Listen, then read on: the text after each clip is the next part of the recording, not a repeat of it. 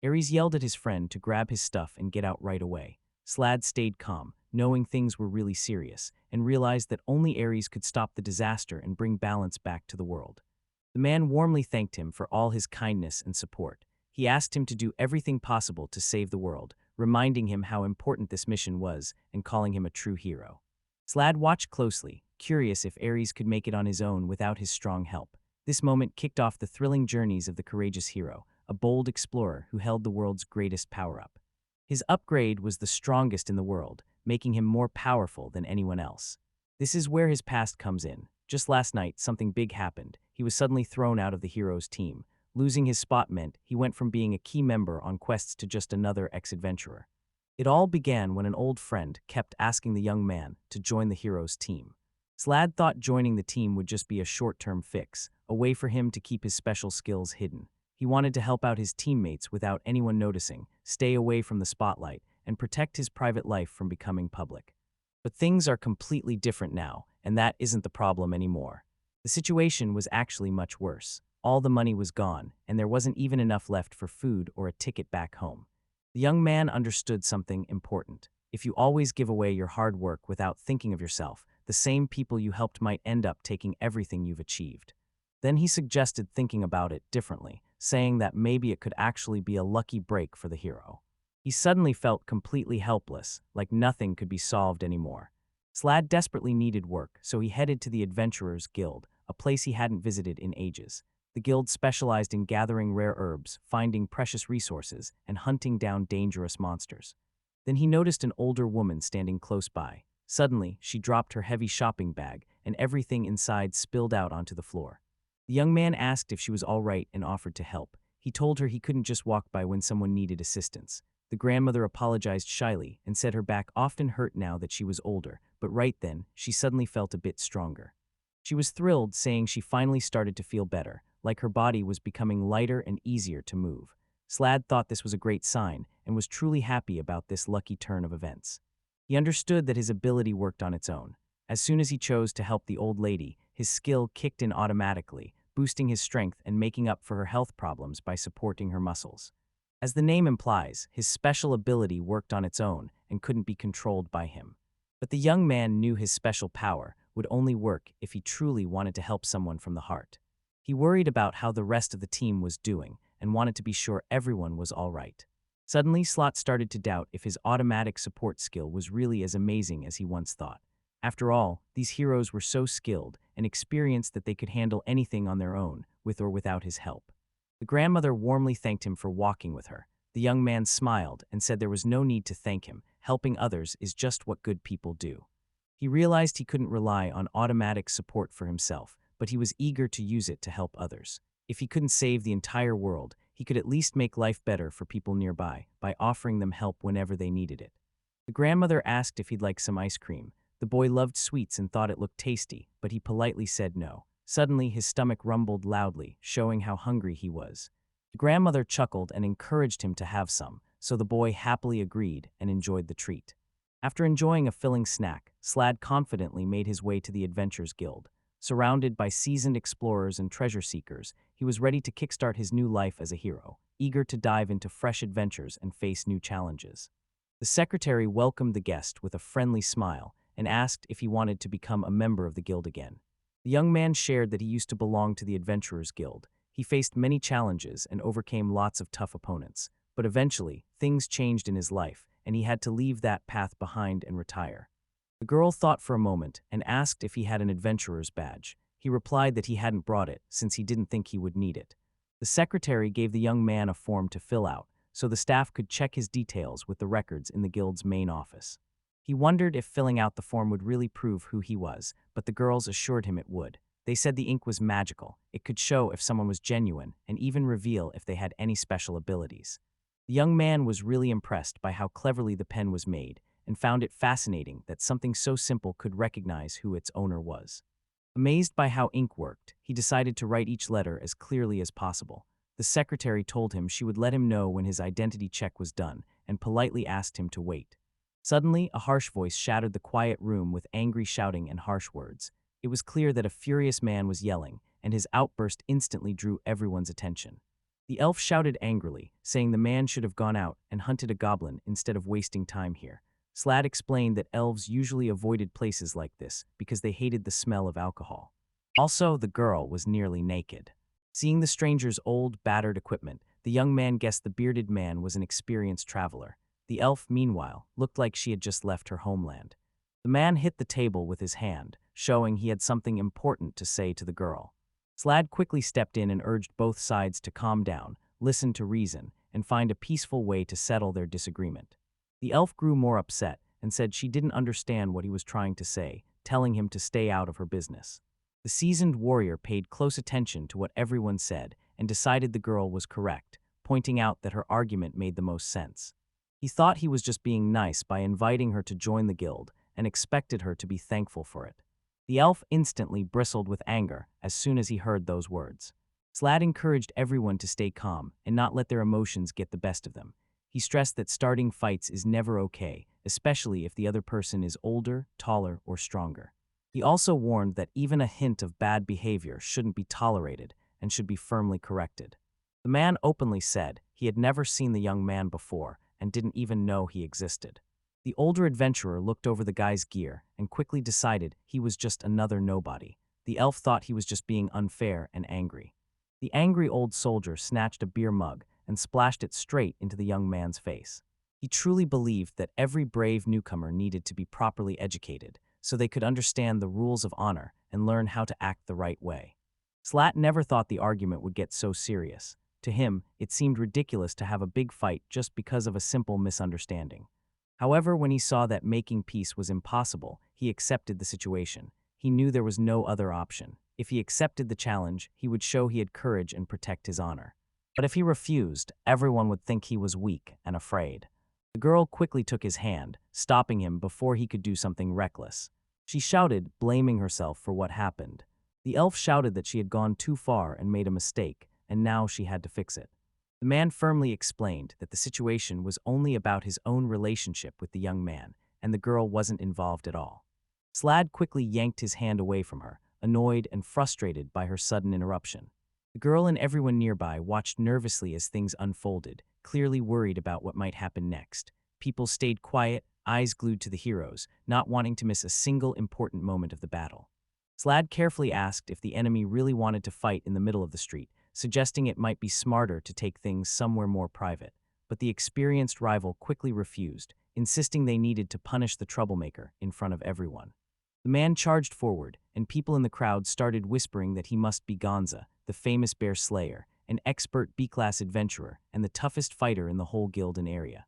The elf quickly saw that her opponent was much stronger, and knew her defender had almost no chance to win.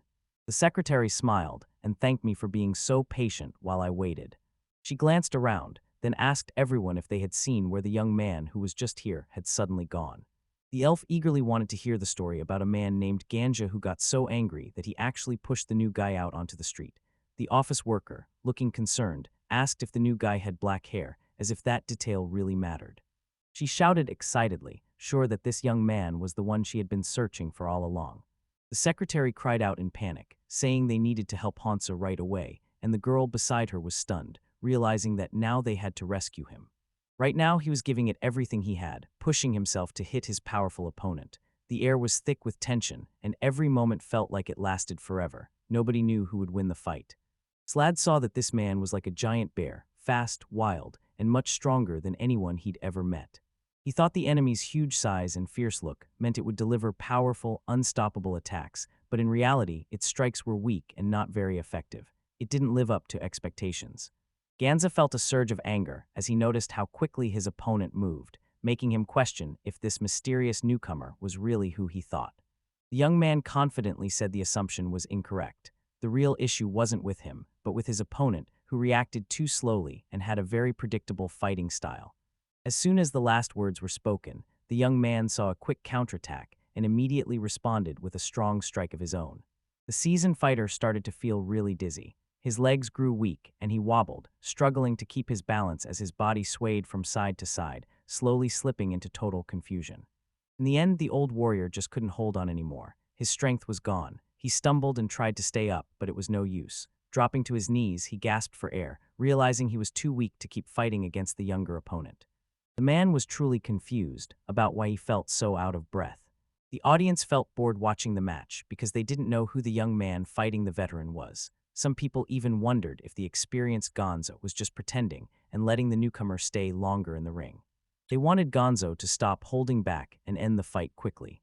Slad, showing respect, suggested stopping the fight early because he didn't want to embarrass a skilled and respected adventurer. He understood how valuable the other fighters' abilities were and knew the audience admired those skills too. He was really curious if Gantz's huge, heavy armor made it hard for him to move, or if he could still walk and fight easily, as though he wasn't wearing any armor at all. The man shouted in anger, firmly telling the young man to stop making fun of his skills and bravery right away. He took these jokes personally, feeling they insulted his honor as a professional soldier. Suddenly, without meaning to, his hand shot out and pressed hard against the cold, wet ground. The man was suddenly overwhelmed by panic and confusion. His hand wouldn't move at all, frozen in place, and not responding no matter how hard he tried. He cried out in fear, sure that some magic was stopping him from moving. He quickly asked the young man if he had put a curse on him. The young man answered calmly that he hadn't done anything like that. Slad explained that his enemies are weaker simply because they're fighting him. His special ability automatically drains their strength, so every opponent gets weaker the longer they battle him. This makes winning much easier for Slad. Hansa burst out, frustrated, and demanded to know what this so-called automatic weakening skill was supposed to be. The man explained in a calm voice that he was referring to a special talent. Unique skills are special talents that can't be learned or copied by others. Each one is one of a kind and only appears once in a lifetime. People with these rare abilities are often remembered as legends. Hansa understood that if this young man truly had such a skill, he could be a serious threat. The man was honestly curious, wanting to know why the young hero chose to share his special powers with him. Many people in the world are jealous of those with rare talents, and some even want to see them fail because they fear losing their own status. There are also big organizations that want to take control of these special abilities to get more power for themselves. He thought this kind of skill should be kept a closely guarded secret, but Lad explained that he shared it only to save Gantz's life and to urge him to just give up peacefully. The veteran grew angry, firmly refusing to accept the thought of losing to his younger opponent, and openly declared he would never give up. But suddenly, a loud shout interrupted him and made him stop talking. The young man warned that if Hansa didn't give up, his muscles would slowly get weaker, and his bones would start breaking one after another. Without strong muscles and bones, his organs would be injured, making him pass out and die quickly. The man kept arguing loudly, saying there's no way a well-known B-rank adventurer would just give up without a fight. Right then, a strong attack came straight at him. Suddenly, his face twisted in agony as a stabbing pain shot through his whole body. He screamed out in torment, his cries filling the air and showing just how terrible this moment truly was. You might feel odd, like invisible forces are pressing tightly all around you. This strange pressure moves through your muscles and bones, making you feel weak and unable to fight back against the discomfort. Ganza cried out in pain, saying his once strong armor suddenly felt extremely heavy, weighing him down so much that he couldn't move at all. Slad said that's exactly why he first asked about what kind of armor the enemy had. The muscles are breaking down much quicker than we thought, which is a clear warning that the body is in trouble. If this keeps happening, the effects could be very dangerous and might even lead to death. He looked at Hansa, begging him over and over to admit that he wanted to give up. The man sat quietly, lost in thought as he looked at the words surrender. Just thinking about losing to a rookie made him angry and frustrated. But the young man quickly talked him out of continuing the pointless fight, warning him that losing was unavoidable and that trying to keep going could be dangerous. The veteran was still upset, refusing to believe that the famous Gansa, the city's strongest, would really step aside for a newcomer. Suddenly, his friend heard the secretary announce, SSS rank, Slad Majesty Sama. The boys immediately reacted to the call, all turning their heads at the same time toward the sound. Their eyes scanned the area, trying to spot who was calling them. The secretary said the guildmaster wanted to see the young men. When Ganser heard the impressive SSS rank, he understood that his opponent was definitely not just a beginner. Just a second later, the man lost his balance, out of energy, and fell onto the cold, hard ground, lying completely still and unaware of what was happening around him. Slad felt pleased with himself, sure that everything had worked out perfectly. The enemy was now unconscious, so the anger and danger were gone. The problem was solved, and once again, Slad saw how helpful his special ability could be. Suddenly, someone ran quickly through the crowd. their feet pounding on the ground, heading straight for the boy with a clear sense of purpose, though nobody could tell why.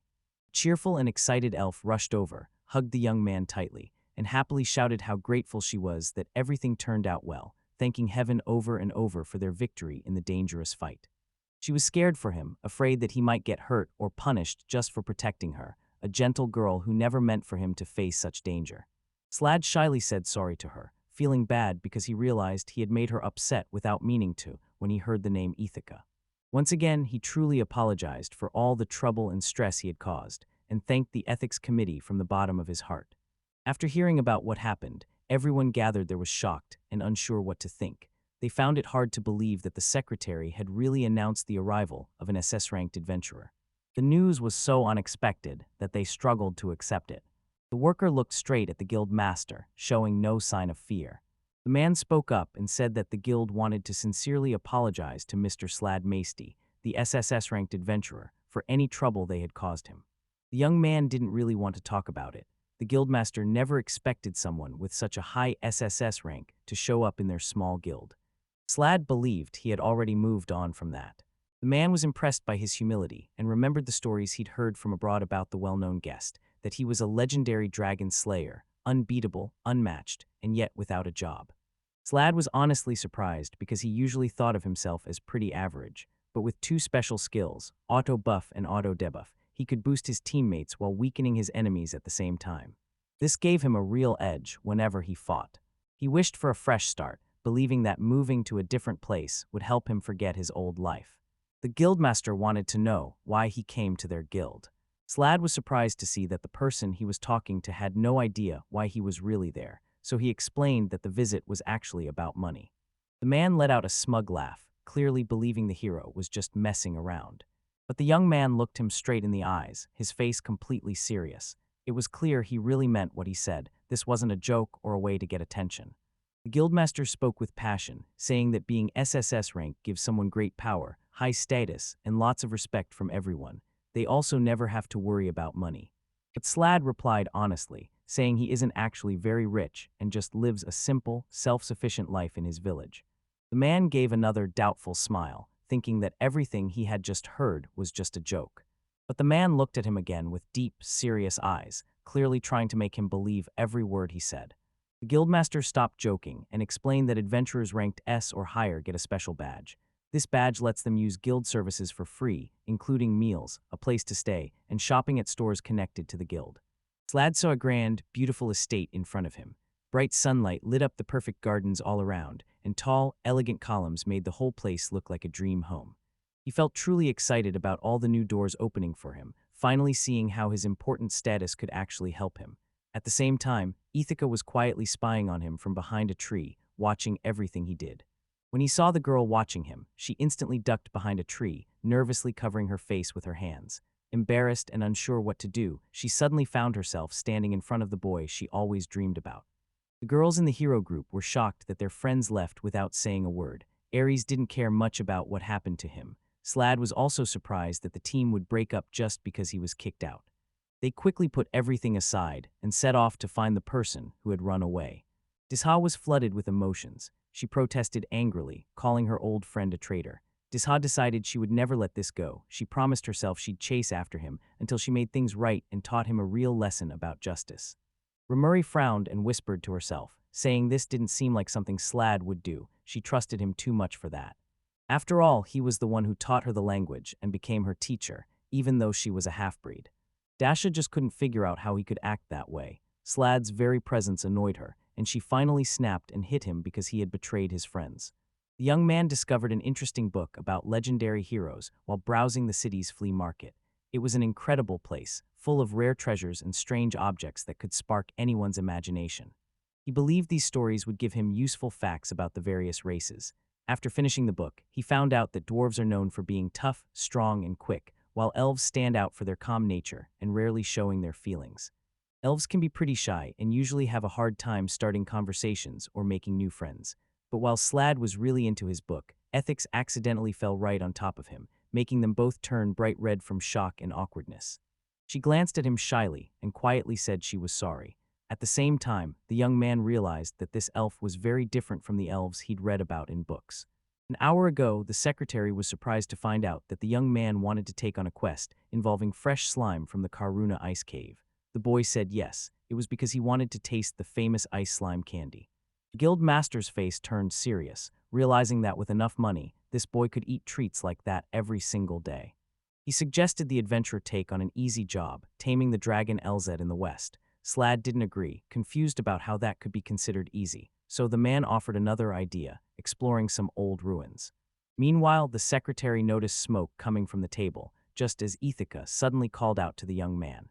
The girl didn't get why everyone was so excited, and noticed there weren't many quests she could do by herself at her level, so she asked the guy if he wanted to team up for one.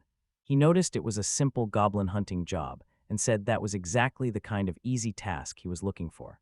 The guildmaster explained that when new adventurers are trained, the whole group becomes stronger. As the guild improves, the town will also become more successful, and its economy will grow. The man advised them to get ready for a hike and prepare themselves mentally for the challenge ahead. Slad realized this was a real mission, without any money, so their only option was to search for important supplies at the flea market. The elf showed her friend the dagger she found, saying it seemed just right for him, but she was confused about why he needed it, since he wasn't a thief. As Slad tried to explain why they needed the dagger, the shop owner walked in. The hero quickly tried to reassure him, saying there was no reason to worry. The owner told them to look around the shop, but warned that if they made a mess, they would have to pay for everything. Meanwhile, everyone at the guild was feeling relaxed and happy as they started enjoying some tea together. The secretary understood that their main job was to get rid of the goblins, and wondered out loud why the guildmaster gave them this assignment, since it seemed odd.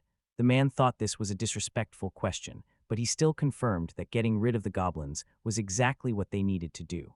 Just yesterday, a team of skilled explorers went on this mission, but they didn't come back. He mentioned that people were quietly talking about the task and staying away from it, just to be safe.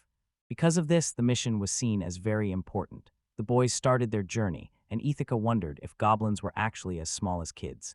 She often saw them in the elven forest. Alone, they were weak and awkward. Slad agreed, but said they could be a real threat if they gathered in a group. That's why special teams sometimes had to be sent to deal with them. There are some goblins that bother girls and act inappropriately. These creatures are known as hobgoblins. The young man went on to say that hobgoblins are born from a girl of the earth race who had a child with a goblin. They are tougher and smarter than regular goblins. Some of them can even grow taller than 10 meters, and after them came goblin mages. Slad realized he was saying too much and thought this wasn't the kind of thing he should share with a girl. Ithaca just smiled at him. She used to worry that she might annoy him by asking him to join her, even though she found him funny. But now she realized he didn't mind at all. If she ever needed to put together a team, he would be her first choice. The young man also noticed that elves usually acted differently and didn't easily trust humans. The companion glanced around and spotted fresh goblin footprints on the wet ground, heading deeper into the thick forest, almost as if they were daring her to come along. Suddenly, she spotted their secret hideout, a massive cave tucked away among the trees and bushes in the heart of the mysterious forest. Strange noises were coming from inside. Slad was trying to figure out how they could deal with the guards. Ithaca realized she hadn't shared her special skills with him, so she decided to make a call. She called for the wind's spirit, Sylph, and in a moment, Sylph showed up, eager to help her.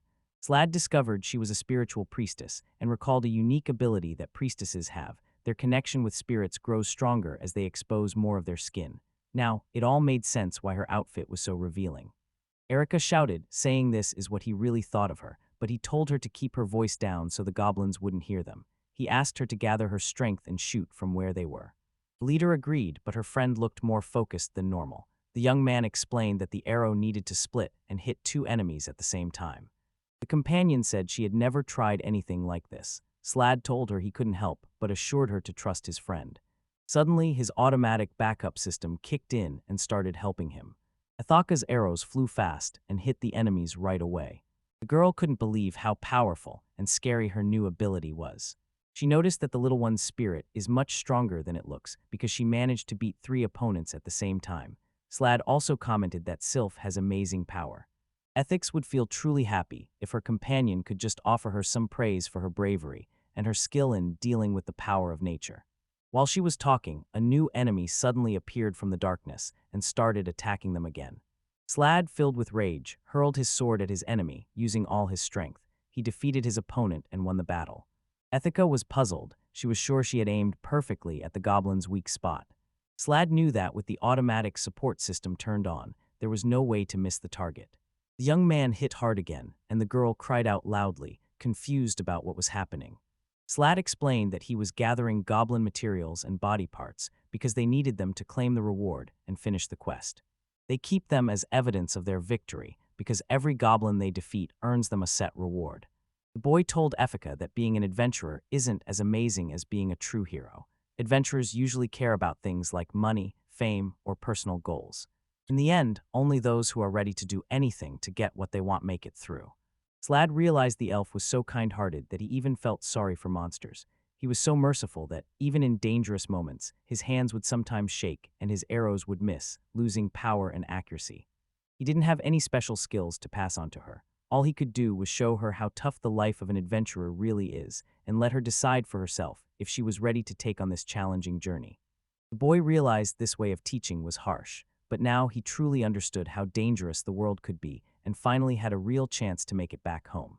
Suddenly, deep in the forest, we heard heavy footsteps and the sound of branches snapping. Something unknown was moving through the trees, making us feel anxious and on edge, as if danger was getting closer. The hobgoblin was completely out of control, ignoring everything and everyone around it. Driven only by its wild urge to destroy, it moved forward without thinking, caring about nothing but causing chaos. Slad understood that the enemy needs to target him directly for a special effect to activate. This effect gives his allies a boost in both defense and attack. Ethica instantly launched into action, furious and determined. She fired a rapid stream of elemental arrows at the enemy, hoping to finish the fight quickly and keep her friend safe. She shouted fiercely at the monster, demanding it stop right now and warning it to never come near her family again. The elf was upset because the young man misunderstood her, and Slad felt confused and hurt as she kept hitting him. She said that because he risked his life to save her, they were like family now. Wanting to protect those dear to her was her own wish, and she wondered if that alone was enough to make her a real adventurer. Suddenly, Slads remembered the stories he'd heard about his family, and the warnings that elves and humans almost never got along. But they call their summoned companions family, and hold these relationships close forever. So even though people say elves are cold and don't trust outsiders, the truth is that no one cares more deeply for their family than elves do.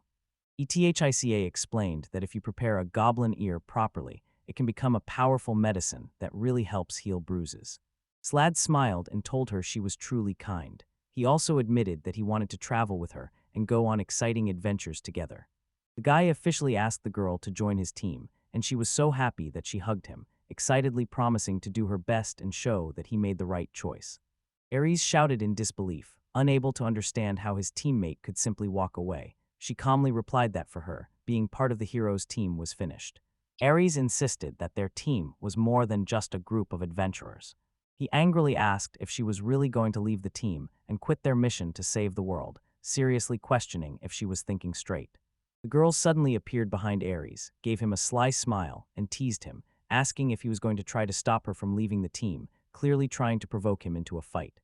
Unlike the Holy Maiden and the Witch, she doesn't care at all about what happens to the world. She only joined the heroes group because she hoped to find more treasures in the dungeons, and at first it seemed like the perfect plan. But now Aries has lost everything. She felt everything was fine until the man everyone assumed was just an ordinary porter suddenly left. The leader grew annoyed because the conversation shifted back to his old teammate. He couldn't see what the young man had to do with anything. The girl said she was done, she was leaving, and it wasn't because she wanted to escape or betray anyone. Erie yelled that it wouldn't have made any difference if that useless guy had joined the fight, but her old teammate just replied calmly that this was exactly what she needed to find out, said a quick goodbye, and went home. As the leader kept shouting, the girl felt free to make her own choices for the first time in ages. Now, she was in charge of her own path, though she wondered if Slad was upset with her. Aries had seen his anger before, so he knew how frightening his old friend could be when furious. She warned him to be very careful. The man told everyone that Aries' coming-of-age ceremony was starting, and it was time to see what he could do. Everyone soon discovered that Aries was a true hero at heart. Even though he was only 15, he found out he was destined to save humanity, and he was the only one who could defeat the devil. He only cared about himself, yet everyone around him followed his every command. Watching them bow down to him made him feel powerful. The hero then said he would fight the devil, but only if a few conditions were met. But then something surprising happened. he met a simple hero named Slad who stood in his way. He believed that if this guy wasn't around, the girls would finally notice him. He couldn't stop thinking about how everything had gone sideways because of that one porter. Ethica was frustrated to see nothing but dirt, rocks, and sand everywhere. She was starting to wonder how much longer they'd have to keep walking through this cave. Slad quickly said sorry for not listening to her and explained that they should put out their torches because goblins might spot the light. The girl had no trouble doing this, but it meant the guy couldn't see anything. The adventurer realized that if he waited a bit, his eyes would slowly get used to the dark. His friend used to be an expert thief. Even though he just followed behind without noticing the traps, the Slad was able to avoid danger by copying his friend's every move. Now that she was by his side, things felt much simpler. Slad told her she just had to keep watch and use her night vision to back him up. Ithaca grinned and promised he could count on her. But she wasn't sure if it was really safe to let their guard down, since that hobgoblin might actually be in charge. The young man agreed, saying the hobgoblin was huge, so he was probably the leader. However, the hobgoblin seemed so distracted that he didn't even notice the travelers standing close by. It looked like he was running for his life, trying to escape from something really scary that wouldn't stop chasing him, making him desperately look for a safe place to hide. FX suddenly heard a strange rattling sound. She thought the trap was way too simple and obvious, and couldn't imagine anyone actually falling for it. But as the man tried to block her path, the floor gave way beneath them. The girl started falling quickly, but the young man caught her just in time. She suddenly understood that the goblins were much trickier than she thought. They had set traps both above and below. Ithaka glanced down into the deep abyss and felt annoyed, thinking that even clever goblins shouldn't set such a rude and dangerous trap. Slad realized this trap was cleverly set up. No matter if you tried to be cautious and walked around or just moved straight ahead, you'd end up getting caught either way. Since it was so cleverly done, he guessed there was a goblin mage nearby, one who could use dark magic and cast curses by feeding on the bad feelings of others. Slato was concerned about crawling under the ratchets because it seemed too risky. If a goblin showed up, they'd be in trouble. He didn't want to put his friend in danger, so he gently asked her if she could call upon Nomo, the earth spirit, for help.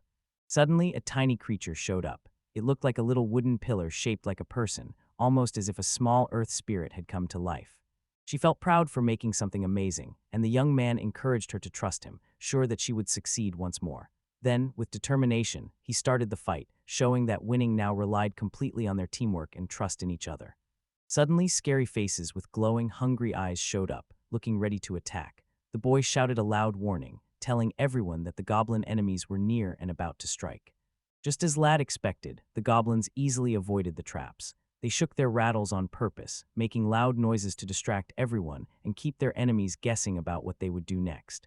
But the defenders had a hidden plan too, a secret ambush deep inside the cave, ready to surprise their enemies and give them a serious problem.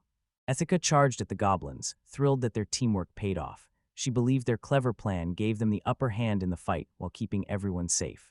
Slad said he just assumed that if a smart goblin was running things, then his team would also know exactly where all the traps were. He looked at her and suddenly recalled Nomo, the spirit with the power to control the earth. Nomo had helped them by making the small hole much bigger, transforming it into a giant opening. The Godwins tried to escape along a path they believed was secure, but they ended up getting caught. The trap seemed straightforward, but it would have been tough for an ordinary person to make it work so well. The young man's old friend taught him that sometimes you can win just by being smarter than your opponent. Ethica said it wasn't right to ask the weak spirit to fill the hole, because it was so hard for him to dig. Slad answered that Nomo wanted her to trust him, and the girl kindly called him a hard worker.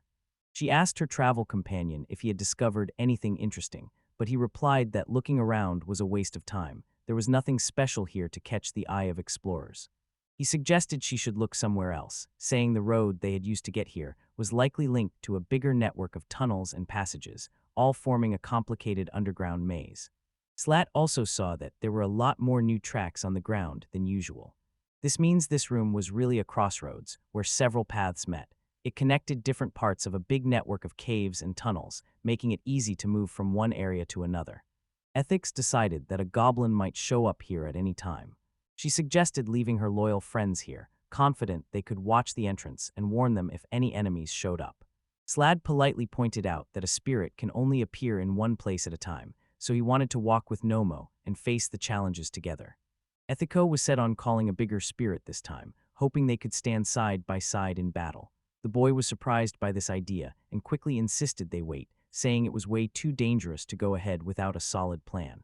The boys stared in awe at Namu's giant friend, who stood tall like a mountain, looking calm and confident. Seeing him gave the boys hope that they would finish their journey successfully. Slad realized there was no way to go ahead because the giant spirit was sleeping right in the middle of the path, its huge body blocking every possible way forward. Ithaca apologized softly, saying she didn't mean to summon such an important helper. The young man comforted her, telling her it wasn't her fault and that it probably happened because of his own unique abilities. Automatic support was turned on by default, but it also came with some downsides. This ability naturally boosts your allies' power, making them stronger without them even realizing it. It also slows down your enemy's actions. While it gives amazing strength, it can't be controlled or directed on purpose.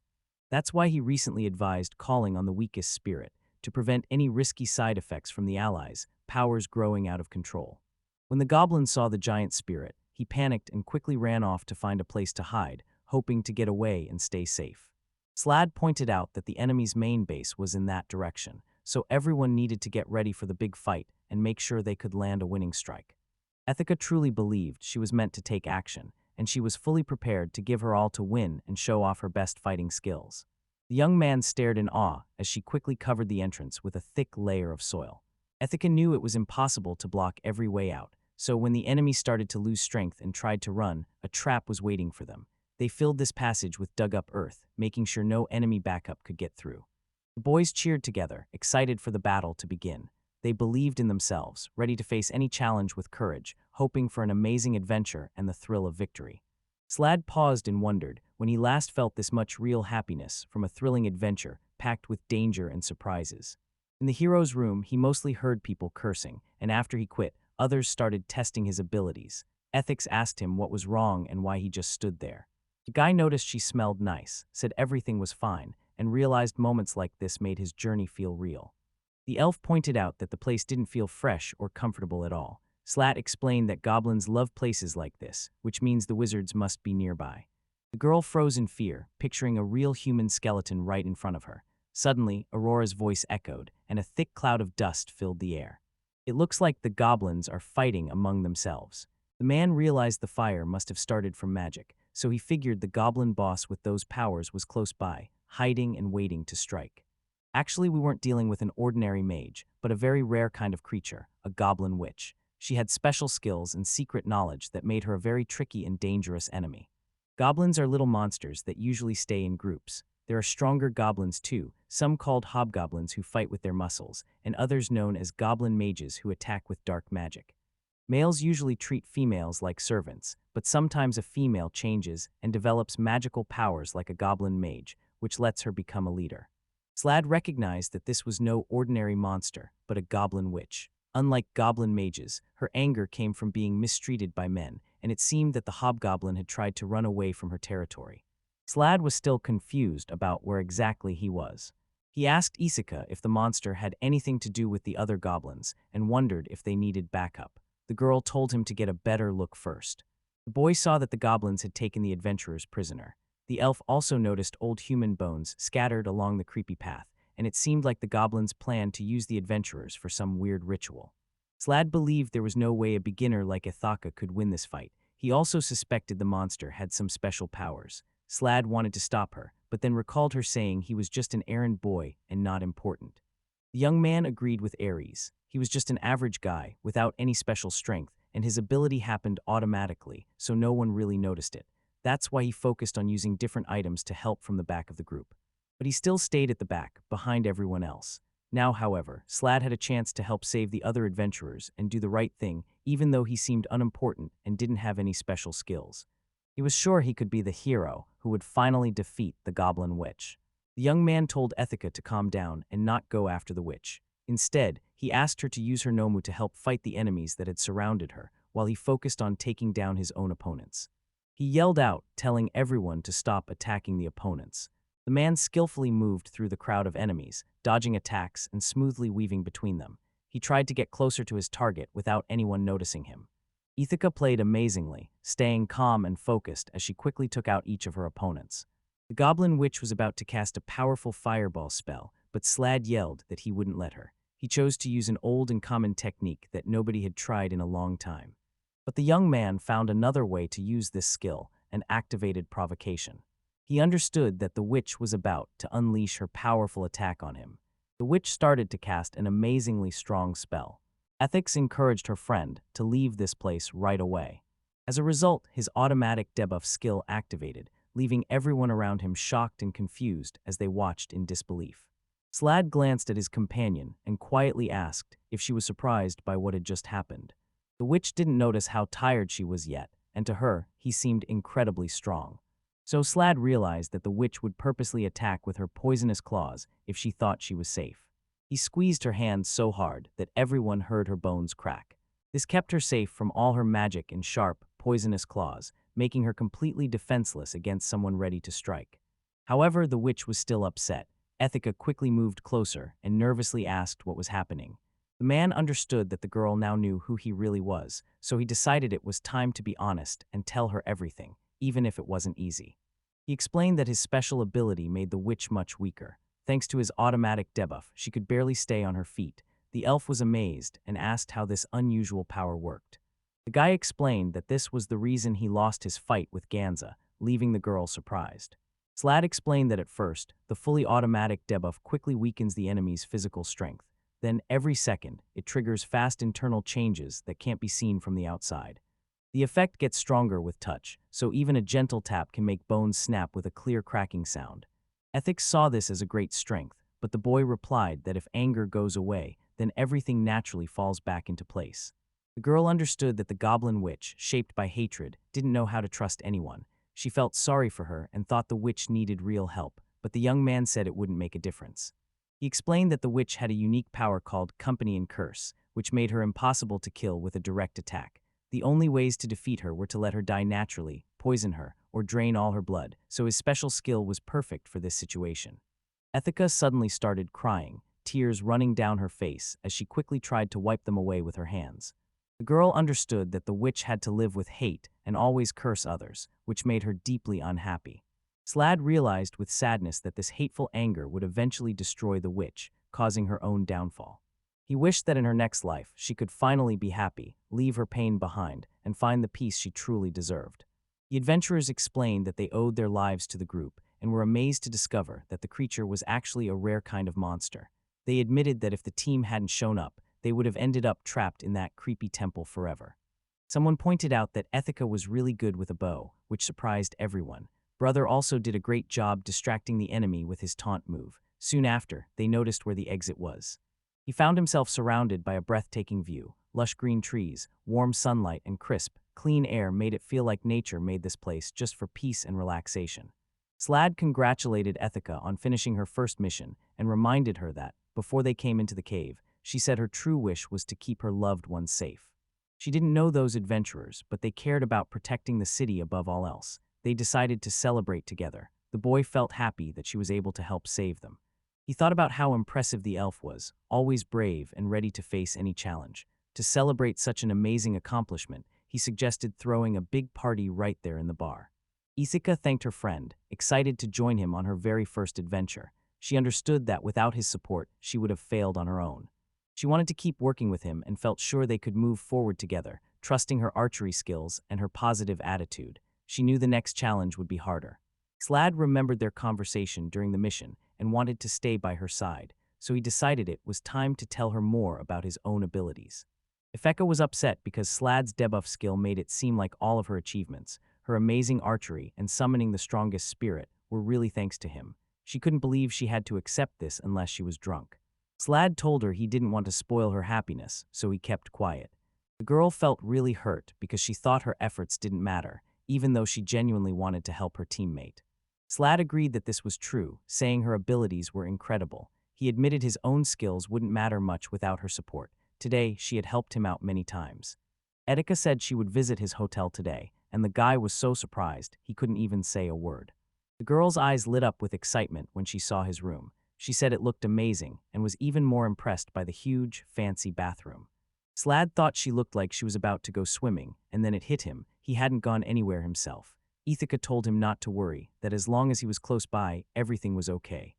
The boy thought he heard something, but he just ignored it and went for a walk. He started thinking about Ithaca being younger, but then remembered that elves grow up much slower than humans, so he didn't really know what he was worried about. The girl asked him why he was there. The boy saw that she finished what she was doing very fast. When she said it was because she was drunk, she glanced around the room. He thought this messy scene was just what you'd expect from an SS rank place, and then he dropped onto the bed. She felt happy because the bed was so soft. Slad was surprised by the unexpected thoughts he had about his teammate. Feeling pretty silly, he quickly went off to find some candy. When he finally came back, he apologized for being gone so long and explained that searching for the treat had taken a lot of time. Watching her sleep so deeply and peacefully, Slad smiled. It made sense. After her very first real adventure with all its challenges and excitement, of course she was tired. Ethics looked at him and said that today's adventure was really fun and exciting. The boy remembered what fun felt like and realized he hadn't thought about adventure being fun for a long time. After traveling with an old friend, some interesting people started to notice his skills. Soon he joined a group of heroes, working as their porter.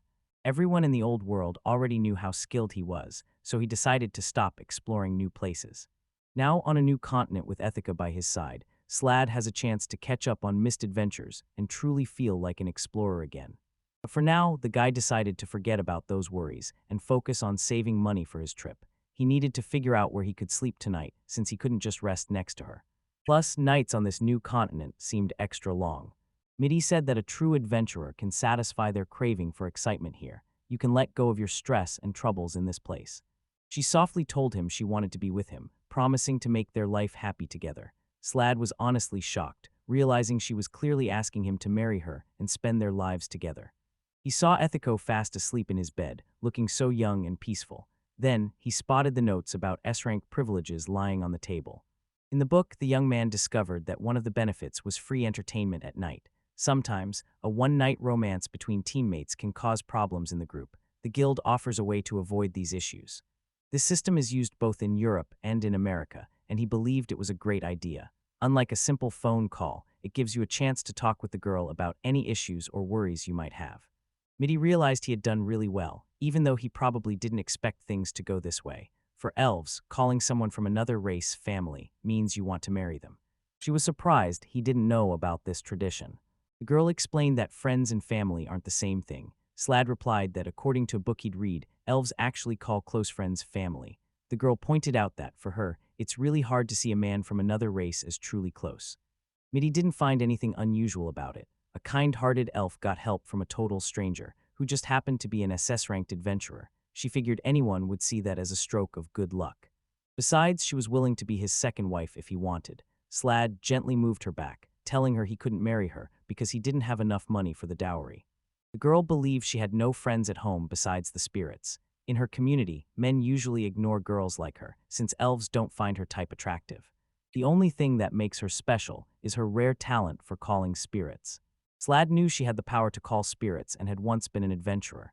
Midi agreed, saying with those abilities, she could easily become a C-rank adventurer, and then, out of nowhere, she kissed him. She explained that when Edic kissed his ear like that, it meant he was asking her to marry him. If he wanted to say yes, all he had to do was kiss her back. The girl asked him to look after the child, saying it was part of a special tradition. She explained that elves are usually kind, but if someone betrays them, they never forget. She added that being part of a team makes things feel friendly. The guy told her to stop tempting him to do something wrong and to stop trying to frighten him. Ethico was loving her tasty meal and called Slad over to join her. She asked where he had been, and he said he'd just taken a walk. As soon as he sat down, his breakfast was brought out, which made him really happy. It arrived almost instantly. After speaking with Midi, the young man struggled to make eye contact and felt he was overthinking everything. And you can't just ask him directly, because if he's actually wrong, he'll be so embarrassed. Ethica even boasted that the elves were given special vegetables as a treat. The secretary was surprised to hear that they had managed to defeat the Goblin Witch, and she quickly arranged for a priest to come and take care of the goblins' bodies. She couldn't help but wonder how this team had stayed safe while facing such a powerful creature, and if an ordinary team could have done the same. Ithaca explained they won because Slad already knew which skills the enemy would use. Slad said he'd read about it in a book once. The worker also pointed out that Slad was an SSS rank. The boy asked if having an SSS rank was cool and became curious to learn more. The secretary told him that without any special skills, you couldn't become an adventurer at all. To reach a higher rank, you needed at least one rare skill, not just a common or natural talent. To put it simply, the S rank was created so people with unique abilities could understand how valuable they are. The SS rank is given to people with truly rare abilities, but talent alone isn't enough. You must also accomplish major feats, like saving an entire nation. S rank is impressive too, but some SS rank holders are so extraordinary that they have even founded their own countries. Slad asked what the SSS rank meant, and he was told it stood for Savior of the World. That's when he realized everyone saw him as someone who had saved the whole world. He couldn't really argue with them, since his unique ability worked on its own and made it possible. The secretary handed him some papers to sign. He wanted to know if signing meant he was officially accepting the reward. The worker told him this was actually a marriage application and casually suggested they get married. The young man was surprised, but she went on to say she was older, only wanted the marriage on paper, and wasn't interested in any traditional marital responsibilities. Ithaca strongly protested, which confused the secretary. He told the others to be quiet. The girl quickly replied that she wasn't a stranger, but a true friend of Slada. The secretary then thought that Ithaca wanted to win him over, since having the SSS rank meant having status, money, and influence. Ithaca thought that having a high status and lots of money was nice, but what mattered most was that Slad was her true friend. That's why she didn't want him to marry a woman who was only interested in his wealth and position. The young man said he was sorry, and the secretary decided to go along with it, thinking she needed to give it a chance or she'd always wonder what might have happened. Ithaca said she'd wait for him at the exit. Slad couldn't help but wonder if she was upset and if he actually mattered to her. The worker then asked Slad how he truly felt about Ithaca and what he thought of her. The young man thanked Ithaca for looking past status and money, and this made him happy. The girl called the woman crazy and wondered if this was normal for humans. She learned that even humans thought this was unusual, which made her feel better, though she still believed there were more people like that. Slad asked her if she would marry him. They had been discussing marriage since yesterday, and he accidentally let the word slip. He explained that elves usually refer to someone they want to marry as a family member.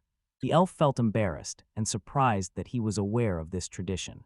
She said that this meant the elf was thankful and didn't have to marry her. The young man thought about what might happen if he claimed that wasn't true. Ithaca hoped he would say something like that once he got to know her more. She felt that getting married so soon after meeting was a bit too much. The guy was shy, but he found this puzzled girl to be really adorable. The elf told him to stop smiling at her and not to give her that sweet, grandfatherly look, as if she was just cute. Slab realized he had to buy equipment quickly, or all the shops would close soon. He wasn't sure what exactly he needed, since he had come to this new continent without any clear plan. If we look at it from an ethical point of view, the young man would calmly and seriously say that she was his family. He would really want to believe in the importance of this, and deep down, he would feel that this is exactly how things should be. Their journey was only getting started, with plenty of adventures ahead. Slad asked again who was waiting for him in the lobby, and was told it was someone calling himself a thug. Slad was surprised the man described himself that way. The thug, meanwhile, commented that the hotel felt very comfortable. Shecha welcomed him and jokingly asked if he'd comment on how he looked like. What brings you here? The young man thought he could find Shecha no matter where he was. Shecha was a bit surprised at how much the young man trusted him. He said he was there because he missed him and had 3 things to share, starting with the news he knew would get a reaction. She realizes that without Slad, the heroes' team would fall apart and the world could be doomed. The heroes gave it their all in a fierce fight. Disha was surprised that it took more than 1 hit to defeat the enemy, making the battle even more exciting. Aries noticed the enemy was tougher than normal. The Holy Virgin confessed she felt a chill of fear when he attacked her position. The leader yelled that she was blaming him unfairly, but he answered that she never said anything like that. Ramiri also mentioned that Slad was the one who always pointed out the enemy's weak spots during fights. Even if he wasn't in the middle of the action, he was always helpful and never just standing around. Also, she assumed this man was just an ordinary porter, but Shichu turned out to be incredibly strong. Even after losing so many people, the leader didn't try to recruit anyone new or even bother searching for the one who disappeared. The witch tried to guess what was on the hero's mind. Aries quickly ordered his team to attack, stressing that they had to move fast if they wanted to win the battle. A giant, fierce wyvern suddenly appeared on the battlefield, looming over everyone and ready to attack with terrifying power, making every hero feel afraid. Slad was shocked to hear that the hero's team might break up. Curious and worried, he asked what could cause such a big problem, especially since it could put the whole world at risk. Shecha said that when an SSSX rank adventurer with unique powers left, it put the whole hero team in danger and even put the future of the world at risk. The thug was caught off guard. He must have thought no one would notice him, but someone who checks the warehouses daily would definitely spot a stranger. The other man couldn't figure out how he knew the checks happened every morning. Shechuk went on to say that once she joined the heroes' team, their missions to hack and disable traps became almost too easy, which made her suspicious. She realized that if Slad had truly wanted to stay hidden, he never would have used his real name. There was also something else she wanted to talk about. He left the heroes' team by his own choice because it was the best move for him, even if he felt bad for the friends he left behind. The person he spoke to realized he wasn't a bad guy. Adventurers always have to take risks. But he believed the team wouldn't fall apart just because he left.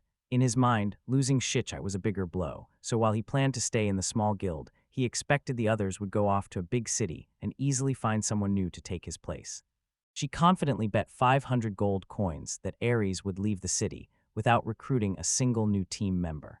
Slad thought that if he wasn't there, the hero would have to face the attack by himself.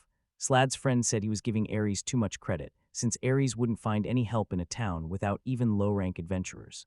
The friend said Aries was being reckless, just like their old leader used to be. But the person he was talking to was shocked, since their old leader was known as a great adventurer. Shichu got frustrated, saying the leader was too trusting. Anyone who complained about needing money would get exactly what they wanted, and that was obviously true. Slad said he had paid off many people's debts by choice, acting as their guarantor, so he had no regrets. Now his friend realized why Slad was always broke, but even so, his gamble ended up paying off. After all, Aries and her team had already left the city together just the day before. The person speaking knew that at least 2 people were needed for the attack. Acting alone simply wouldn't work. Defending your back by yourself made it easy to lose control, threw off your balance, and in the worst case could cause the entire team to fail. He felt it wasn't fair because Shisha had already known the correct answer before making her bet. Shisha pointed out that he'd been warned not to trust just anyone, and his friend didn't even get a chance to say anything. The thug also said he wouldn't stop bothering him. He didn't actually respond to the challenge, but he was ready to share some news he thought would entertain the young man. She should make sure he's part of their team now, let him introduce himself, and mention that he and Slad are teammates among the heroes, showing genuine happiness to see him again. Ithaca shouted at him, confused about why she was just now learning that he was actually on the heroes' team. Her partner tried to calm her down, saying he was only a porter and never imagined there'd be a criminal in their group. He told her to trust him. After all, with his special skill, it made more sense for him to stick close by. After hearing about the SSS rank and the hero joining the team, the elf realized that Slad, who seemed just like a regular guy, was actually the hero. The new teammate insisted they could trust Slad, assuring everyone that he was a good person. Slad eagerly asked if the hero's team was in serious danger, and wondered if they should rush over right away to help and stop anything terrible from happening. She felt it was too kind to help the man who had pushed him away, but as long as Slav was in charge of the group, he would only listen if he had to. Ithaca checked in to see if everything was okay and politely asked if she could help. She'd heard the hero had been doing some amazing things lately. Slad figured this wasn't the right moment to start a conversation. Shetcher agreed, mentioning that the hero had a special sword but didn't even know how to ride a horse. The thug guessed that Aries would probably make it through and wouldn't be shocked if he used the 2 of them as bait. Ithaca believed the new member wouldn't pass the probation period so easily. Shetcha added that their so-called hero seemed rude, arrogant, and didn't care about what others said, showing no good qualities. The leader started to question if he actually had any weaknesses. The elf was happy to help everyone there, including the hero. Slad checked if the newcomer was feeling better, and though he said yes, it was clear he was still upset. The leader understood that even though Shicha acted like he had no choice, he was actually making smart decisions. It was also important for Shicha to check out the situation with the hero's team himself. The thug told Ithaca to block Sulf's wind magic, and Ithaca asked what was wrong. Slad guessed the thug must have spotted something unusual. The elf saw what was going on and, surprised, asked why he was there. When she realized what was actually happening, she was truly shocked and understood how serious the danger was. Shicha said it was the Witch Ramuri's hat, a teammate of the hero. Looking really scared and sweating, he quickly ran off and vanished. Ithaca walked up to the leader and asked if the man who had just left was all right. The worry in her voice showed how much she needed a clear answer to understand what was going on. Slad answered no, saying that Ramrai wouldn't have left a gift for her mother deep in the forest unless something had happened to her. Then Shetcha came back. He said he couldn't find Aries, his team, any sign of them, or even any monster bodies nearby. Slad guessed that the hat was probably blown in by a strong wind from the battlefield and suggested they head back, but Ithaca told them to hold on. She couldn't understand why they didn't care when their friends were in trouble. The leader said sorry for how everything happened. Chicha also said that they know how things appear to others, and they're very aware of their responsibilities.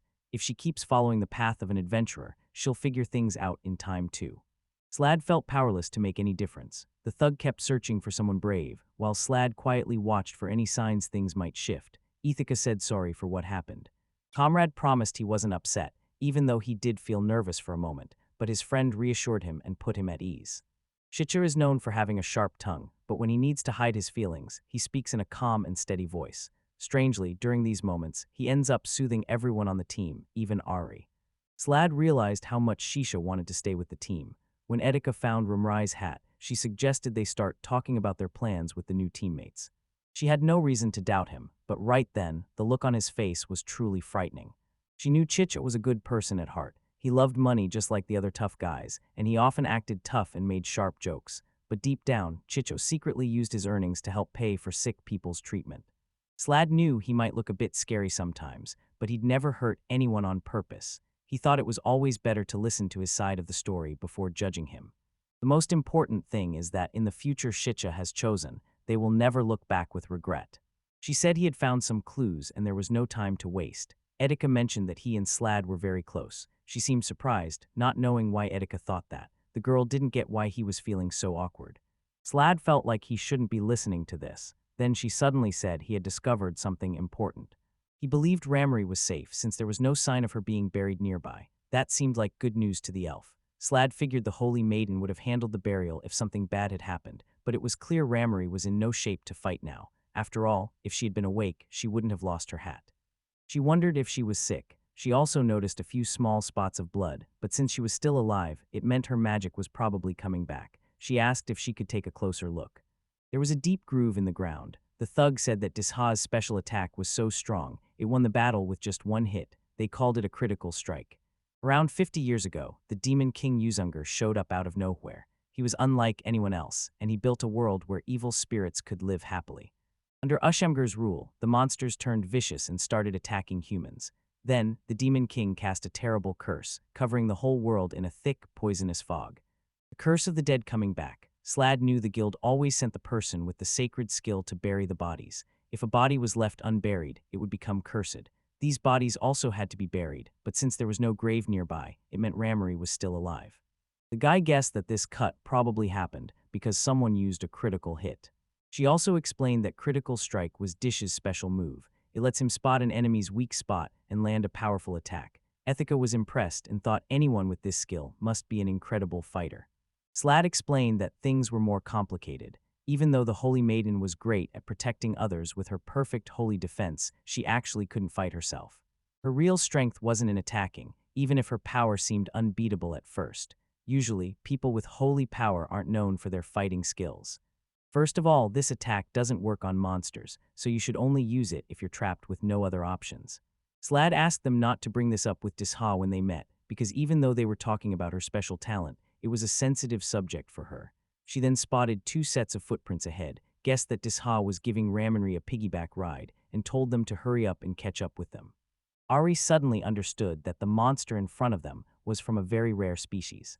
The Wyvern turned out to be much tougher than anyone they had faced before. The hero said he wasn't feeling well, but Disha told him it was a normal part of getting better. Ramuri unleashed her powerful spell called Airblade. She steadied her aim at the Wyvern and unleashed her attack, slicing through the air with full force, determined to hit the monster hard and do as much damage as possible. Airblade is a straightforward spell that works really well against things in the air. The witch has already used it to bring down a Wyvern.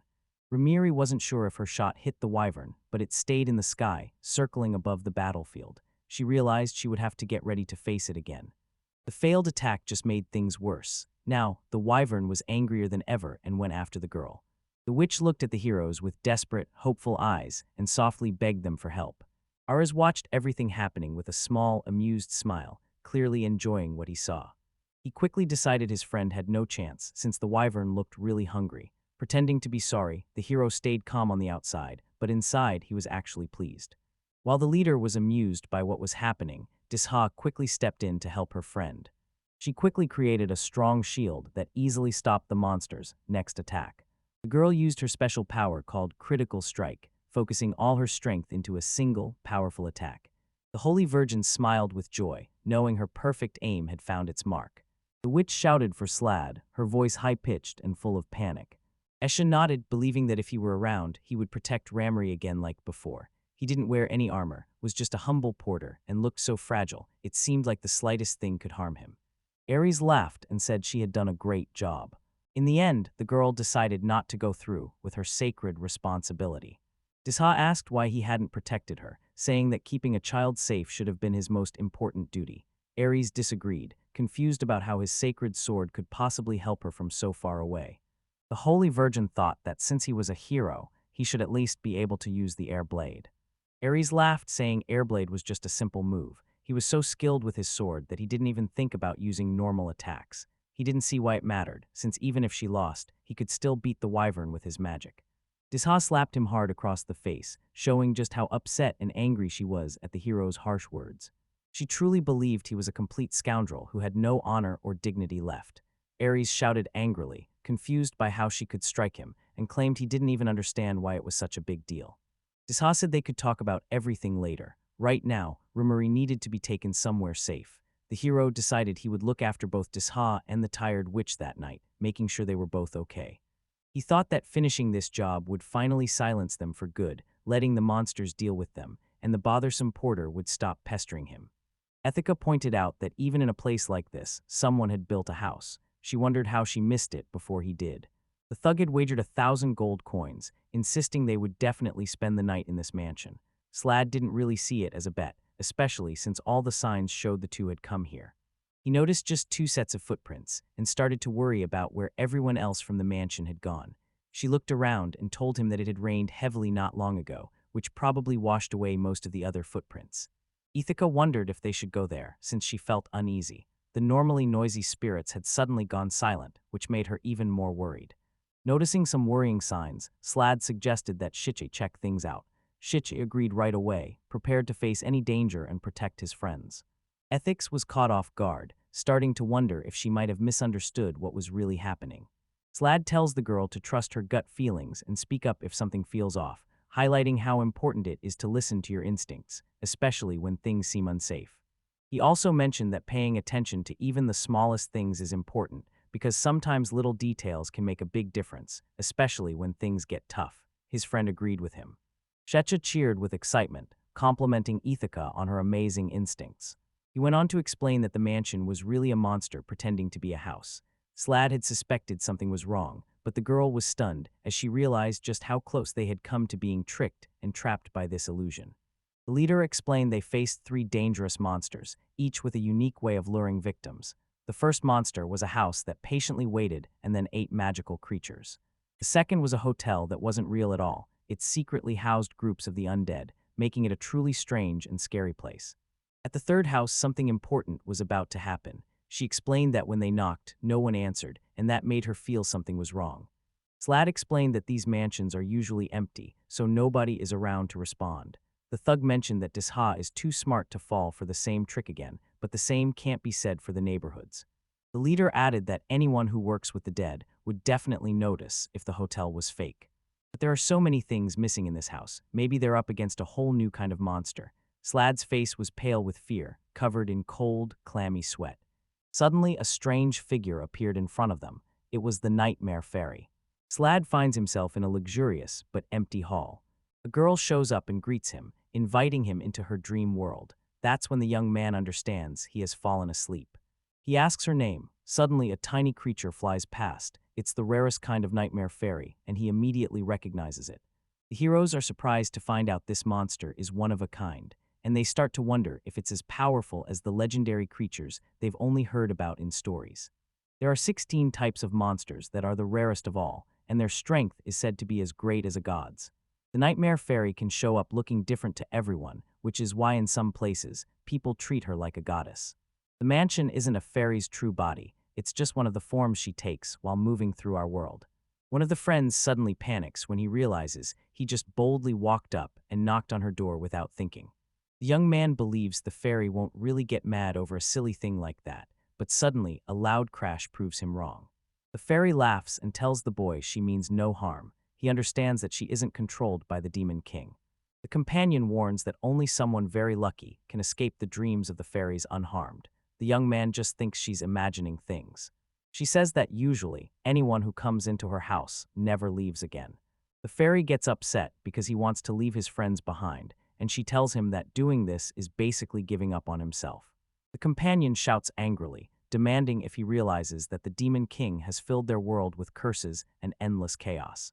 She's shocked to find out that the Demon King is actually the weakest among the 16 rarest species. Slad thinks that the Nightmare Fairy, as the 8th monster, is about average in terms of strength compared to the others. The companion shouts in fear, worried that this could mean another invasion and the rise of a new Demon King. The young man thinks Aries won't be able to handle it. The girl suggests they shouldn't go at all, since getting back is just a matter of luck. It turns out the fairy doesn't bring nightmares. She actually shows people what they truly wish for deep down. The young man looks over at his friend. The hero smiles confidently and says he's sure they can deal with it. She asks him why he made that decision. He answers that he's already faced a one-of-a-kind monster before. The companions are surprised since this is the first time they're hearing about it. He tells them that he only ended up there by pure chance. Slad admits he doesn't have his old team by his side anymore. Now he realizes those teammates were the reason he became famous and reached SSS rank back on the old continent. He realizes he should talk to the Nightmare Fairy first and try to convince her to bring the boys back. His friend is surprised by his plan, but quickly offers to watch his back. He tells her to stay because if the plan doesn't work, she'll need to go back and inform the king. He says sorry, understanding that she might not make it on her own. The girl smiles and reassures everyone, saying it's okay and there's no need to worry. Slad believes everyone has a unique purpose, and without her guidance, people would just drift into the dream world without thinking. He walks up to her and tells her she did a great job. The hero says it's finally his moment to act and walks straight toward the mansion. He walks up to the door, guessing he should probably knock 3 times. He realizes he's dreaming, and standing before him is the Nightmare Fairy he came here to meet.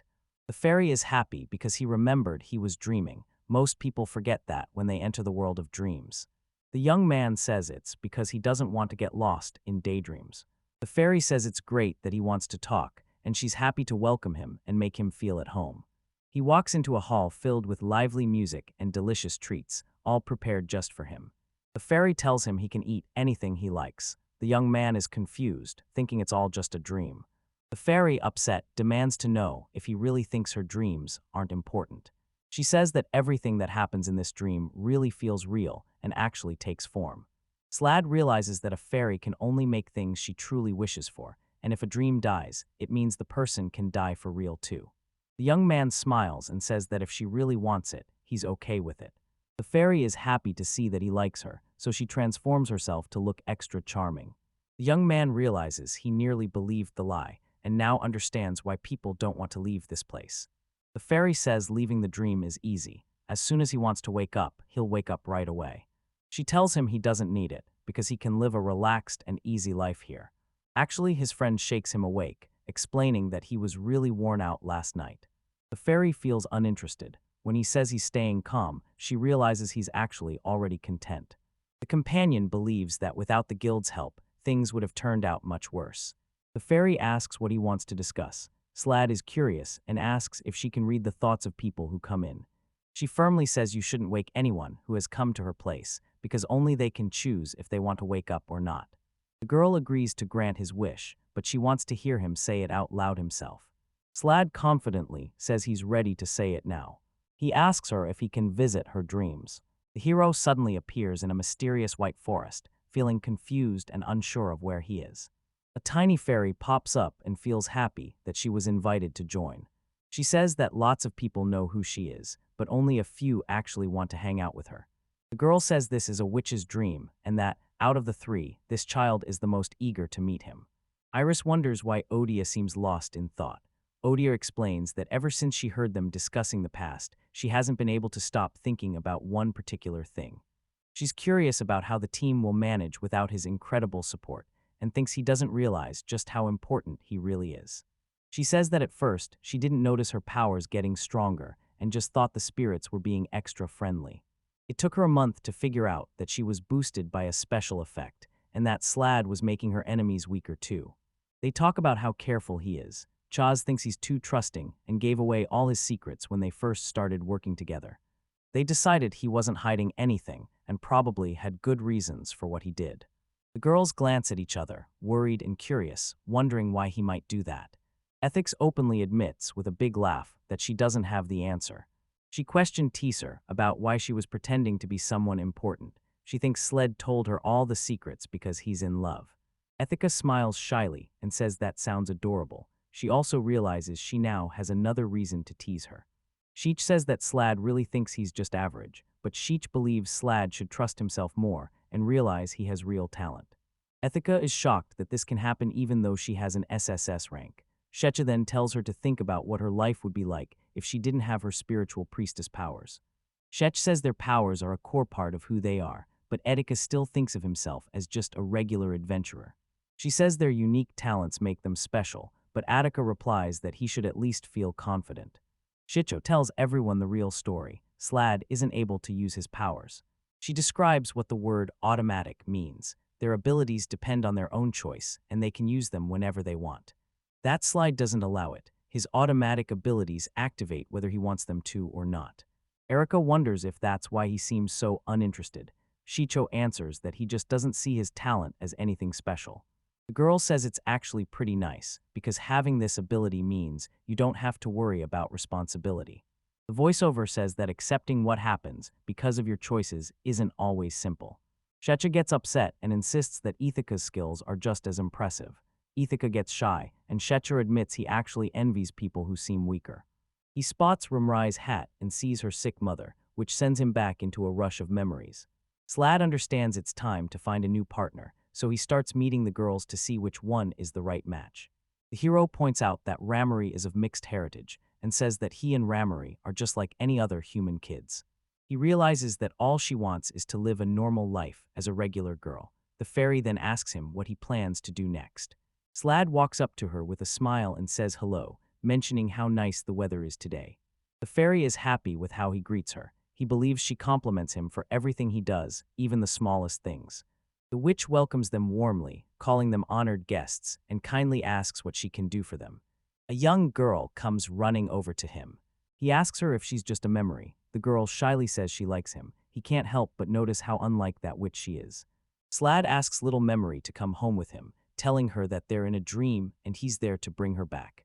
The girl says no. The fairy promises not to hurt her, but admits it's sad to end such a beautiful dream. He says he's leaving and tells them goodbye, but the witch asks him to reconsider and stay with them. She wonders if having another child would be the right decision, and hints that she might be thinking of starting a new chapter with someone else.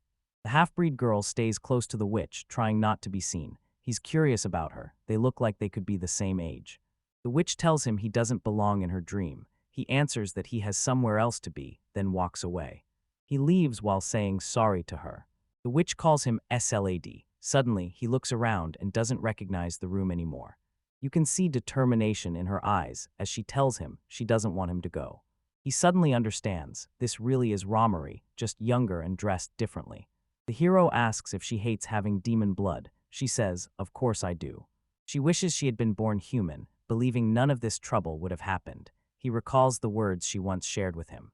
He remembers her saying that she could never forget the rule. They never sell anything to demons. She remembers that everyone was scared of her, but he was the only one who wasn't afraid and stood by her side. Slad was the only person who used her real name. With tears in her eyes, she believes he finally knows exactly who she is. He asks her if she can play it one more time. He remembers what people talked about in this room and worries that he said something silly, but she doesn't think he did. Slad tells her she looks perfect just as she is. Smiling, he asks her if she still remembers what she's working toward. He confidently says he remembers their wedding. Now, they stand together in front of a large, beautifully decorated gate. With a fierce look in her eyes, she confidently says she's going to defeat the Demon King. The girl wishes people would accept those who are mixed race, but he believes it's difficult because others may still look down on her. He realizes that she's aware of everything, but he still points out this path, even though she already knows how tough it will be. Slad says it's time to leave. The fairy makes an announcement that it's time to wake up. The girl realized she knew this place. Just then, her companion called her name, Ramiri. She smiled and wished me a good morning. The hero realized that standing before him was the real Rumeri, not just a figure from his dreams. Slad realized he wasn't wearing his hat, so he tapped his head to check. Two girls showed up in the forest. One of them called the other girl Ramari. Ramirez explained where she had been during all that time. The girl said it was a long story and mentioned she needed to return something first. Ramrai realized the thing in her hand was really dirty. She apologized to her mother. Attica then suggested they call the Domovoy, saying he could solve their problems in no time. She said she was Slad's new friend. The woman replied angrily that she understood what was being said, but didn't see how it had anything to do with her. One of the girls suggested they could ask the house spirit for help to fix the hat. Beneath the stars, they agreed to share what they knew before the hero headed back to the mansion. While sitting by the fire, the heroes talked about Aries. They believed he had lied and made Slat leave. Still, they weren't surprised by what he did. It was just what they expected from him. Ramari shared how Aries led the group to face a rare wyvern, but thanks to Disha's perfect attack, she saved everyone from danger. After that, Disha carried Ramani on her back, and Aries wanted everyone to stay the night in a big house they discovered in the forest. At first, the Holy Virgin didn't want to rest, but she finally understood it was necessary and said yes. Both girls also agreed that Aries was the weakest hero, and they couldn't believe how badly he had messed things up. Sold said that Aries is still a hero, no matter what anyone else thinks. Ramuri looked puzzled and asked why being called a hero mattered so much. Disha was shocked to find out that not everyone understands why being called a hero is such a big deal. Ethics confirm that the Demon King rules the world right now. People say this Demon King can't die. There's also talk about a brand new monster that's incredibly rare, but weaker than any ever seen before. Unlike ordinary people, the Demon King has put a powerful curse on the whole world. When he took charge, the monsters that used to be friendly turned mean and started attacking people. The hero needs a special sacred power to defeat the Demon King, and right now, Aries is the one who has it. The girl apologized for the trouble and said it was all the Demon King's fault. Slad was surprised to hear the hero called a monster and couldn't help but wonder if she really disliked Aries that much. Ethics once again questioned if this foolish guy was truly their only chance to save the world. Hero skills are rare, but Aries isn't the only one who can have them. Slad was skeptical and found it hard to believe. Disha confirmed that the hero skill is real, but it shows up only once in many hundreds of years. It was explained that there was never more than one hero at a time. The girl said she wished Slad had been a hero because things might have turned out better that way. Slad apologized, saying he was just an ordinary guy without a job. The girl replied that he definitely wasn't ordinary. Rimri gave Slad a big hug and said he was a brave guy, even if he didn't have a job.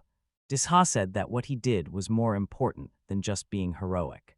She said the hero didn't just wake up from a terrible magic sleep, but also saved Ramari, and that might turn into a legend someday.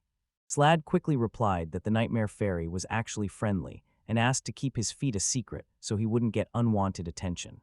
Ramarai said she was leaving the heroes and wanted to join Slad as his new companion. She reminded her that only a hero's power could defeat the Demon King and asked if she was ready to give up on her dream. Ramari disagreed. He was sure they could find a different solution. Disha happily agreed that it was true, and then Slad had a sudden realization. Slad finally realized why he was meant to follow Aries. He discovered his true purpose. Disha confessed that she never planned for the Wyvern and the Nightmare Fairy to happen, but she was still sorry. The girl felt a weight lift off her shoulders. The girl said she was sorry. The two characters confessed they were clueless about what was happening, but each had already made up their mind to escape with the narrator. After getting married again, remarried wanted answers from Slad. Slad said he wanted to show Aries how important friendship is and help him learn a valuable lesson. The young man suddenly stopped talking and said he also wanted Disha and Ramanri to leave. The girls are upset with the hero because he forgot their main mission, to defeat the Demon King, and they call him useless. One of the characters wondered if they were talking about Aries. Disha encouraged everyone to recognize how valuable their abilities were, and someone else asked what Slad's special skill was. Ethica enthusiastically called Slad her hero, and Slad realized that Romri now knew about his abilities. The heroes admitted that they did not yet know how to get by without the hero's power, but expressed confidence in their success. Slad said they can put together a team strong enough to take down the Demon King. The characters were sure that this person would come back. The hero was surprised to find himself in a fight with this girl. Slad thought about how he had just arrived in the huge world he called the Holy Maiden's Dream. the nightmare fairy showed up to welcome him, and Slad was happy to see her again. She told Slad they weren't in the mansion anymore and promised she hadn't forgotten what he wished for. Nightmare said making such a big dream come true wasn't really that hard. Slad thanked Nightmare and talked about how important nobility was in the world of dreams. He suggested calling her Nightmare, using part of her own name, because it seemed fitting for a fairy of the night. The fairy looked surprised and asked him why he chose that name for her. The hero felt he had gone too far and wondered why she didn't care about herself when she talked about her wishes. Nightmare asked if Slad meant her real self and said that the only thing that mattered to her was what he wanted. Slad explained that in dreams, fairies don't have a real shape. The image of Nightmare appeared because it reflected what he wanted most. Slad admitted he imagined this wish-granting fairy based on stories he remembered reading. Nightmare agreed that this was true. Nightmare said her purpose is to watch over the happy dreams of travelers, and it doesn't matter what shape she takes to do it. Slad thought to himself that it made sense she was a monster, since she was a completely unique kind of creature. Nightmare told Slad that he could talk to her like this, and seeing how happy he was made her feel happy too. This made it feel like more than just a regular dream. Slad was really pleased. She told Slad he was the first person to make her dream come true. Slad was surprised that she had a dream at all. Nightmare said they should talk about her dream later, because right now they needed to follow Slad's instructions. Slad could tell she was avoiding the question, so he knew they had to find Disha. Looking around, he saw the impressive statues and felt a sense of awe all around him. He agreed that it was definitely a temple, but pointed out that it looked so scary, it didn't feel like a place of worship at all. The young man was curious, why were there only monks here and not any priests? Slad noticed that these monks didn't really look like religious people at all. Then he realized that being a monk here actually meant being a kind of fighter. The hero discovers that people in this job spend their free time practicing in the garden. Even though it feels like a dream, the place seems pretty unusual. Suddenly, Slad noticed a girl who immediately caught his attention. She had shiny greenish gold hair, bright blue eyes, and a slim figure. Slad thought she looked about the same age as Disha, someone he already knew. Slad saw that the girl was dressed just like the monks at the temple, wearing a simple training suit, not any holy clothing. The only thing left from the Virgin's sacred robe was one glove. The hero said it was a beautiful memory for him. He also mentioned that he didn't really get religion, but the way she was praying didn't seem very holy to him now. The young man was amazed that, even though he was a stranger, he was being allowed into a place where no one else could go.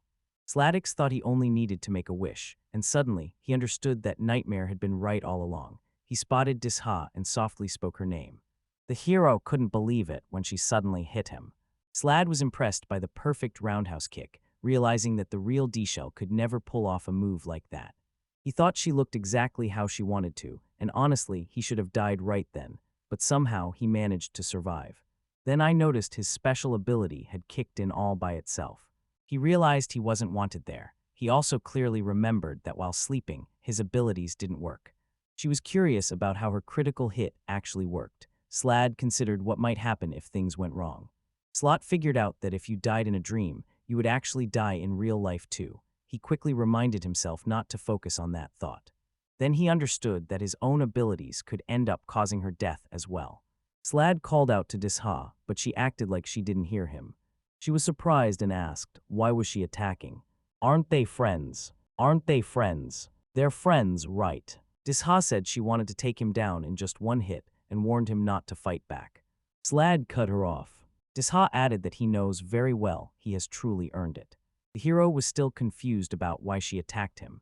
Disha said he left them without any warning and called him careless. Disha said with feeling that she really trusted him. She leaned in, surprised, and suddenly realized it was the real Slad. Slad admitted he didn't really know what happened. The skill had just stopped working. Still, he knew that didn't excuse leaving without saying goodbye. Looking at Disha, Slad thought she was probably trying to ignore the noise and keep sleeping. Then it hit him, the story of how he escaped was made up by Aries, who just kicked him off the team without warning. Disha said it would be only fair to give him a single hit. Slad recalled having the same feelings when he was in Romery. He didn't really trust his team, even if he acted like they were his friends. He believed things would stay the same if he left, and the only thing that truly mattered to him was his own skill. But Slad still felt like they were searching for him. Disha noticed and asked if something was bothering him. Slad promised he'd stay this time and wouldn't vanish again. The hero asked if she really meant they were spending the night in a demon's mansion. This was a reminder for Slad not to make any jokes, or he'd get in trouble again. Slad suggested they visit the temple and see for themselves. Disha replied that dreams don't show things exactly as they are, and in a dream, nothing feels truly real. She took a moment to consider this. Disha agreed and said she would have turned it down if Aries had been the one to ask. She also thought she might only believe it once she actually saw these mysterious monks herself. The girl couldn't believe what was happening and felt truly surprised. Slad saw that Disha didn't want to accept they were dreaming, so he told her that their minds had made everything they saw without them even realizing it. The hero apologized to someone. At first, he thought everything was fine, but then he realized something was off. Slad said hi, but people only gave him a polite, distant response, even though he tried to get their attention. He felt upset that nobody was paying attention to him, even though they could have at least said hello. Disha pointed out that everyone was just busy. Slad asked if Disha really wanted to be ignored by the temple ministers. He pointed out that Disha had grown up in the temple, so it was unlikely that any priest would avoid talking to her. The young man seemed to get it, but he hesitated to step in, afraid he might upset Disha if he pushed too much. She simply said she wanted to go back to practice. The hero quickly realized what was happening. Slad realized this wasn't completely true, and he remembered Disha and the hero's group. He then told Disha that she was the Holy Virgin. He should tell her parents that they might find it hard to believe. Little Disha was given to the church by her parents, who received a bag of coins in return. Her parents said sorry, and as tears rolled down her cheeks, Disha tried to comfort them, telling them not to be sad. The girl made up her mind to stay strong, no matter what. Slad told Disha that she was the Holy Virgin, but Disha explained that she had only just become a monk. The hero paused, unsure if he should step in, and asked Disha if she truly wanted to defeat the Demon King. The girl said that everyone dreamed of it and would be thankful if she could make it happen. Daisha realized people were counting on her, and that made her feel proud. Slad asked if Disha was also someone who wanted this. The hero recalled how Disha had healed his injuries when he was saving Ramiri. Disha nodded, saying she remembered it clearly. Back then, Slad wasn't the target, so his special ability didn't help, and the wounds were really bad. Slad and Disha talked about how Disha has always been this way. The girl also noticed how careless the porter was, even though his job was simple. Disha said it was no big deal, and that she didn't need to be thanked for helping. Slad noticed that Disha had always acted this way, so he wasn't surprised when no one said "you're welcome" after she thanked them. He understood that helping others and healing the injured was part of the Holy Virgin's mission. The young man felt happy seeing that Disha was gentle and caring, even while she slept. Slad looked at Disha and suddenly remembered, monks can't use healing magic. The crowd started shouting that the Holy Virgin had appeared, but a few people in the group insisted she wasn't really there. The people pleaded with the Holy Virgin to pray for them, asking her to help the hero win against the Demon King and share God's blessings with the world. Slad noticed that Disha was pretending to be a priest in her dream, something often seen at the temple. He gently asked Disha to try and remember, saying sorry for interrupting her thoughts. The hero said that when a pure-hearted girl is born, she has to become what others expect, even if she wants something else. He also said her gift is like his, and she can't walk away from her destiny. Slad realized that Disha truly cares about making the world a better place, and even her dreams show just how much she wants to help. Always remember that she was the Holy Virgin. She just needs to decide if she wants to be a Holy Virgin or a monk.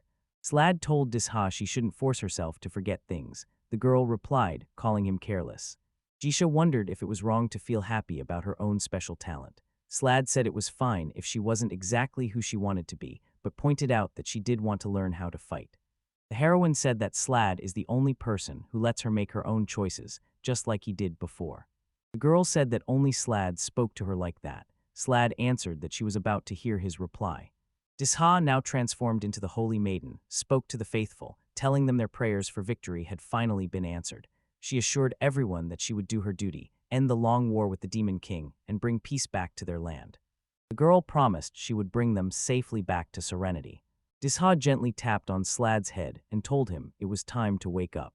Slad started to understand that this was likely a true dream. As the hero left the mansion, he realized he had no idea that Disha wanted to become a monk. Disha said she never really wanted to become one. She just felt it was her responsibility to help regular people. She explained that she only did what was expected of her. The girl confessed that she kept telling herself this was what she truly wanted, even though she wasn't really sure. She wanted to discover her own path in life. Disha promised to save Aries as soon as she could. Ethika thought it was safer to keep him trapped in the dream for now. Ramirez said Aries might just be useless. Disha replied that they had worked together until not long ago. Ramirez insisted they couldn't throw away their lifelong dream just because of personal issues. Slad felt that Disha was still as stubborn as before. He even joked that arguing with her was like trying to smash peas against a wall. Disha said she had to join the hero and help save the world. Disha wondered why it mattered that Aries was only powerful because of Slad's abilities. She pointed out that there was no reason to expect another person with that gift to appear now. Disha also said that only Aries could lead them to victory over the Demon King. Slad said he didn't think she was really that stubborn. He apologized and said he had nothing else to say. Slad also refused to help Aries. Disha felt sad because they just didn't get it. The girl turned to Slad, who hadn't said a word so far, and asked him to share his opinion. Slad agreed that waking up Aries was always the right thing to do. She then asked if he would come back and rejoin the heroes if Aries welcomed him. Slad said he had just one condition. He didn't want Aries to find out what he could really do. Disha felt annoyed because she thought he wouldn't act so proud if he really knew what she could do. She asked why using your talents was a bad thing, and then she told him to stop talking. The girl said it's normal for people to use their talents and wondered why he didn't want to help others. She asked how his own beliefs could matter more than saving everyone. Slad answered that it wasn't such a simple choice. Slad called Disha. She told him that wasn't the reason at all. The hero said that once Aries found out about his abilities, Aries would give up fighting completely. Slad said that after others found out how skilled he was, he decided to quit fighting completely. He also said that he didn't notice it at first, just like everyone else. The only reason he found out was because the person who invited him to join the hero team told him about it. Slad said that at first he thought it was about him, but later realized it was. Slad was stunned when he learned who Aries really was. It turned out that the hero's team was there just for show. Since only Aries could save the world, he was allowed to do whatever he wanted, and everyone just had to praise him. They said that only Aries could beat the Demon King, and he didn't need anyone else. Slad went on to say that this man didn't really want to save the world. He just cared about gaining more power. All that remained of his so-called hero title was his huge, unshakable ego. Otherwise, he never would have risked his life battling monsters. Still, one of Slad's friends believed that even Aries had a little bit of conscience left. He wondered if they really believed their hero would risk his own life. Slad explained that Aries saw himself as the most important person in the world. Dishanodasa says that none of them were perfect, and when they were kids, each one thought the whole world existed just for them. Slad explained that these were his friend's own words, and even after becoming a hero, Aries still acted immature.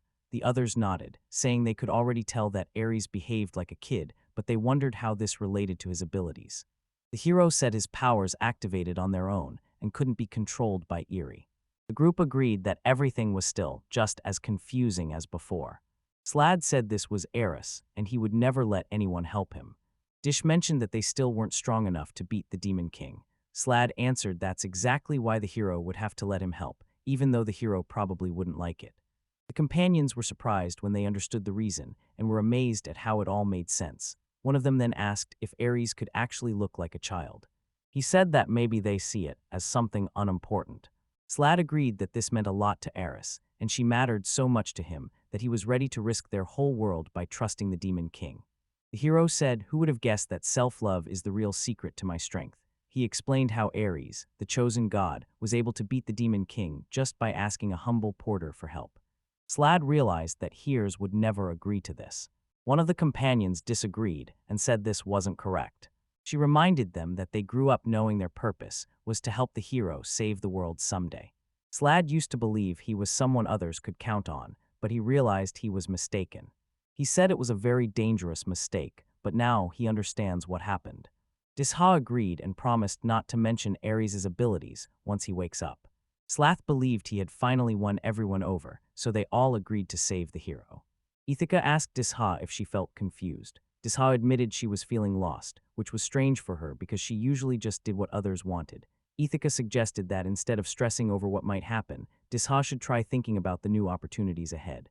Ithaca asked Disha how each of them would take a turn hitting Aries. Disha apologized, saying she never expected to say something like that herself. She admitted that, for some reason, she felt the hero might have his own secret agenda, not just saving the world. She said it felt strange that they had just met today, because it seemed like she had known ethics forever. Disha quickly moved the slide to protect the young man. Slad smiled and said that this was an important job.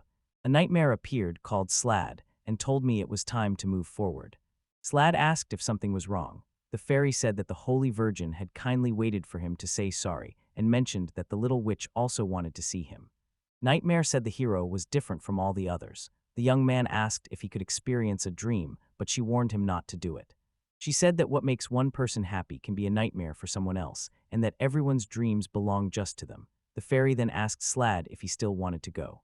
Nightmare said that some souls are better off sleeping forever, because in their dreams, they can have what they want without ever hurting anyone in the real world. Slad argued that this wasn't true, saying their hero was the only one who could save everyone from the Demon King. Anyway, Slad said he would go wake up Aries. Slad believed the others trusted him, so he was sure they would come back for him. He also questioned whether Aries really deserved to just walk away after everything he'd done. Slad decided he didn't think Aries had that right. Slad asked Nightmare if she was upset about something. The hero said it was easy to see how she felt. Nightmare got upset because he could read minds too, and reminded him that she also had real emotions. Nightmare said he just wanted to reach her soul, and that she secretly wanted to bare herself to him too. The fairy smiled and said her real face was the night sky itself, and that she had just experienced the most beautiful dream. Nightmare said that these lonely stars are actually the happy dreams of others. She also mentioned that all those dreams rest inside her. The fairy said it was impolite to call them victims. She said they were there because life had been unfair to them, and she was trying to help them get what they truly wanted. Slad replied that he understood, but Nightmare jumped in, telling him she already knew what he was about to say. Nightmare looked at Slad and shared that she too had a special dream. The girl shared her dream. She wants to welcome everyone in the world to her home and give them peaceful, everlasting rest. Slad was shocked. Nightmare told him the rules were the same for everyone, including himself. No one gets special treatment. The young man heard a knock at the door and received an urgent message from the Holy Virgin, who was part of the hero's team. After reading the message, the hero's team faced a rare and scary monster called a nightmare fairy. Luckily, a special group made up of a skilled thief, a clever witch, and the Holy Virgin stepped in just in time to save them. On their third trip to the enemy's lair, they finally rescued the hero and celebrated their victory.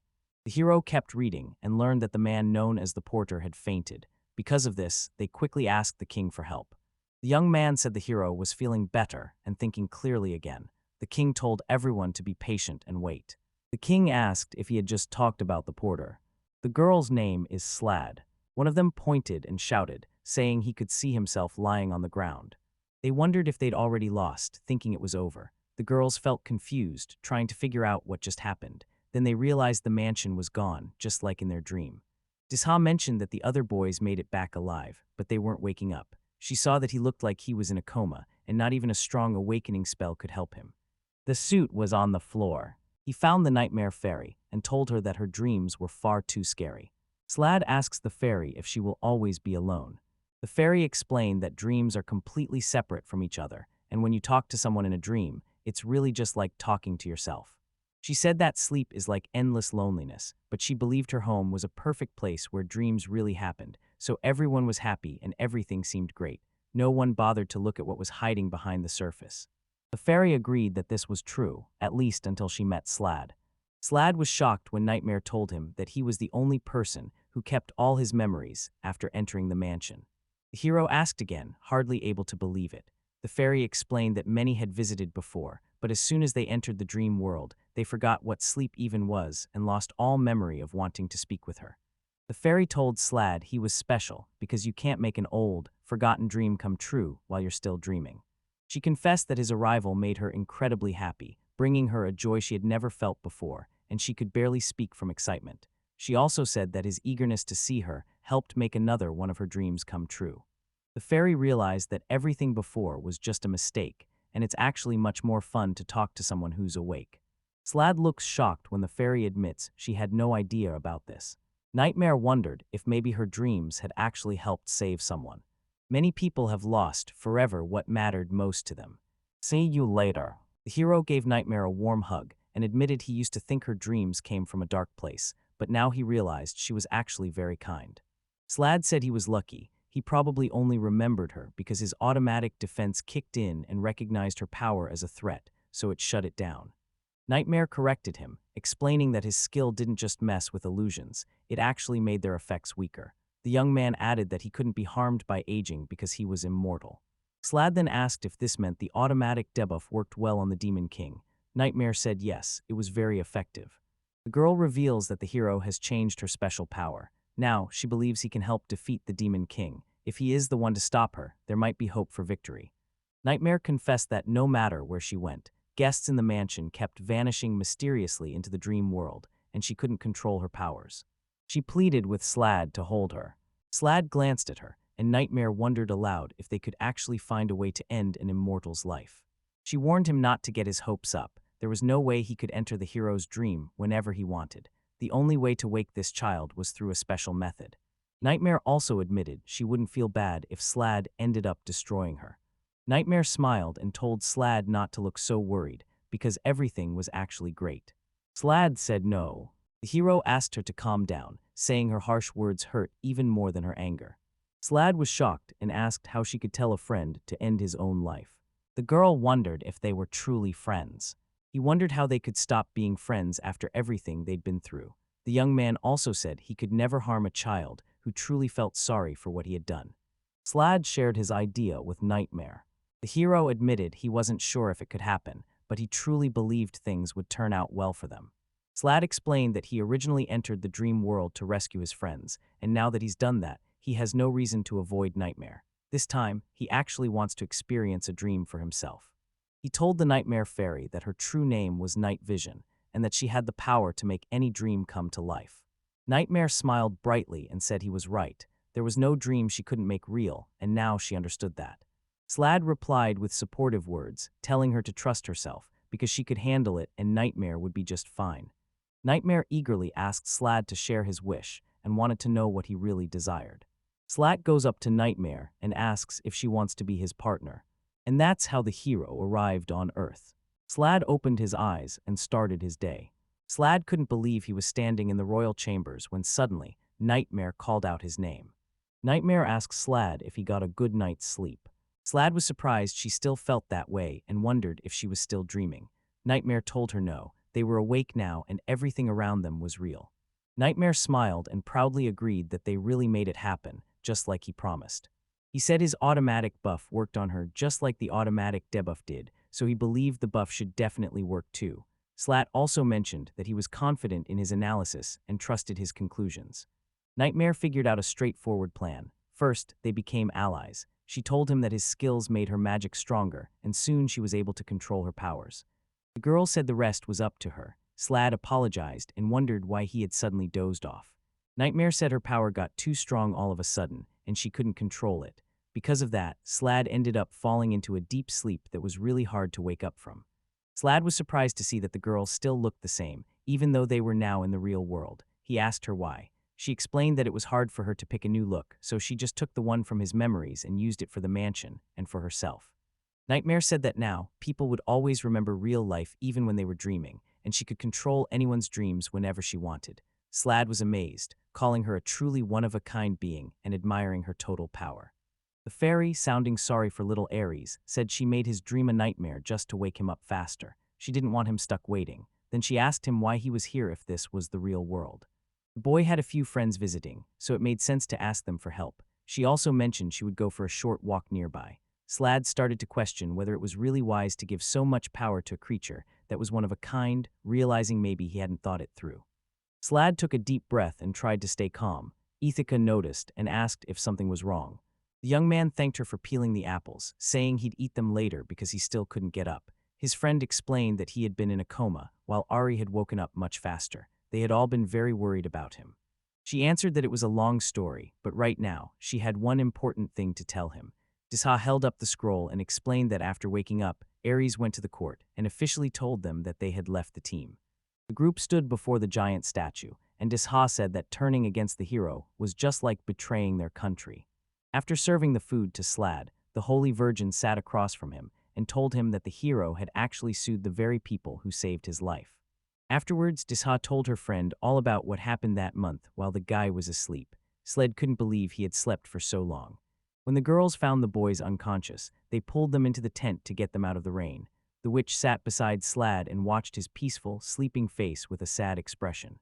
Aries walked over to her with a sly grin. He sat down close to the girl and put his arm around her.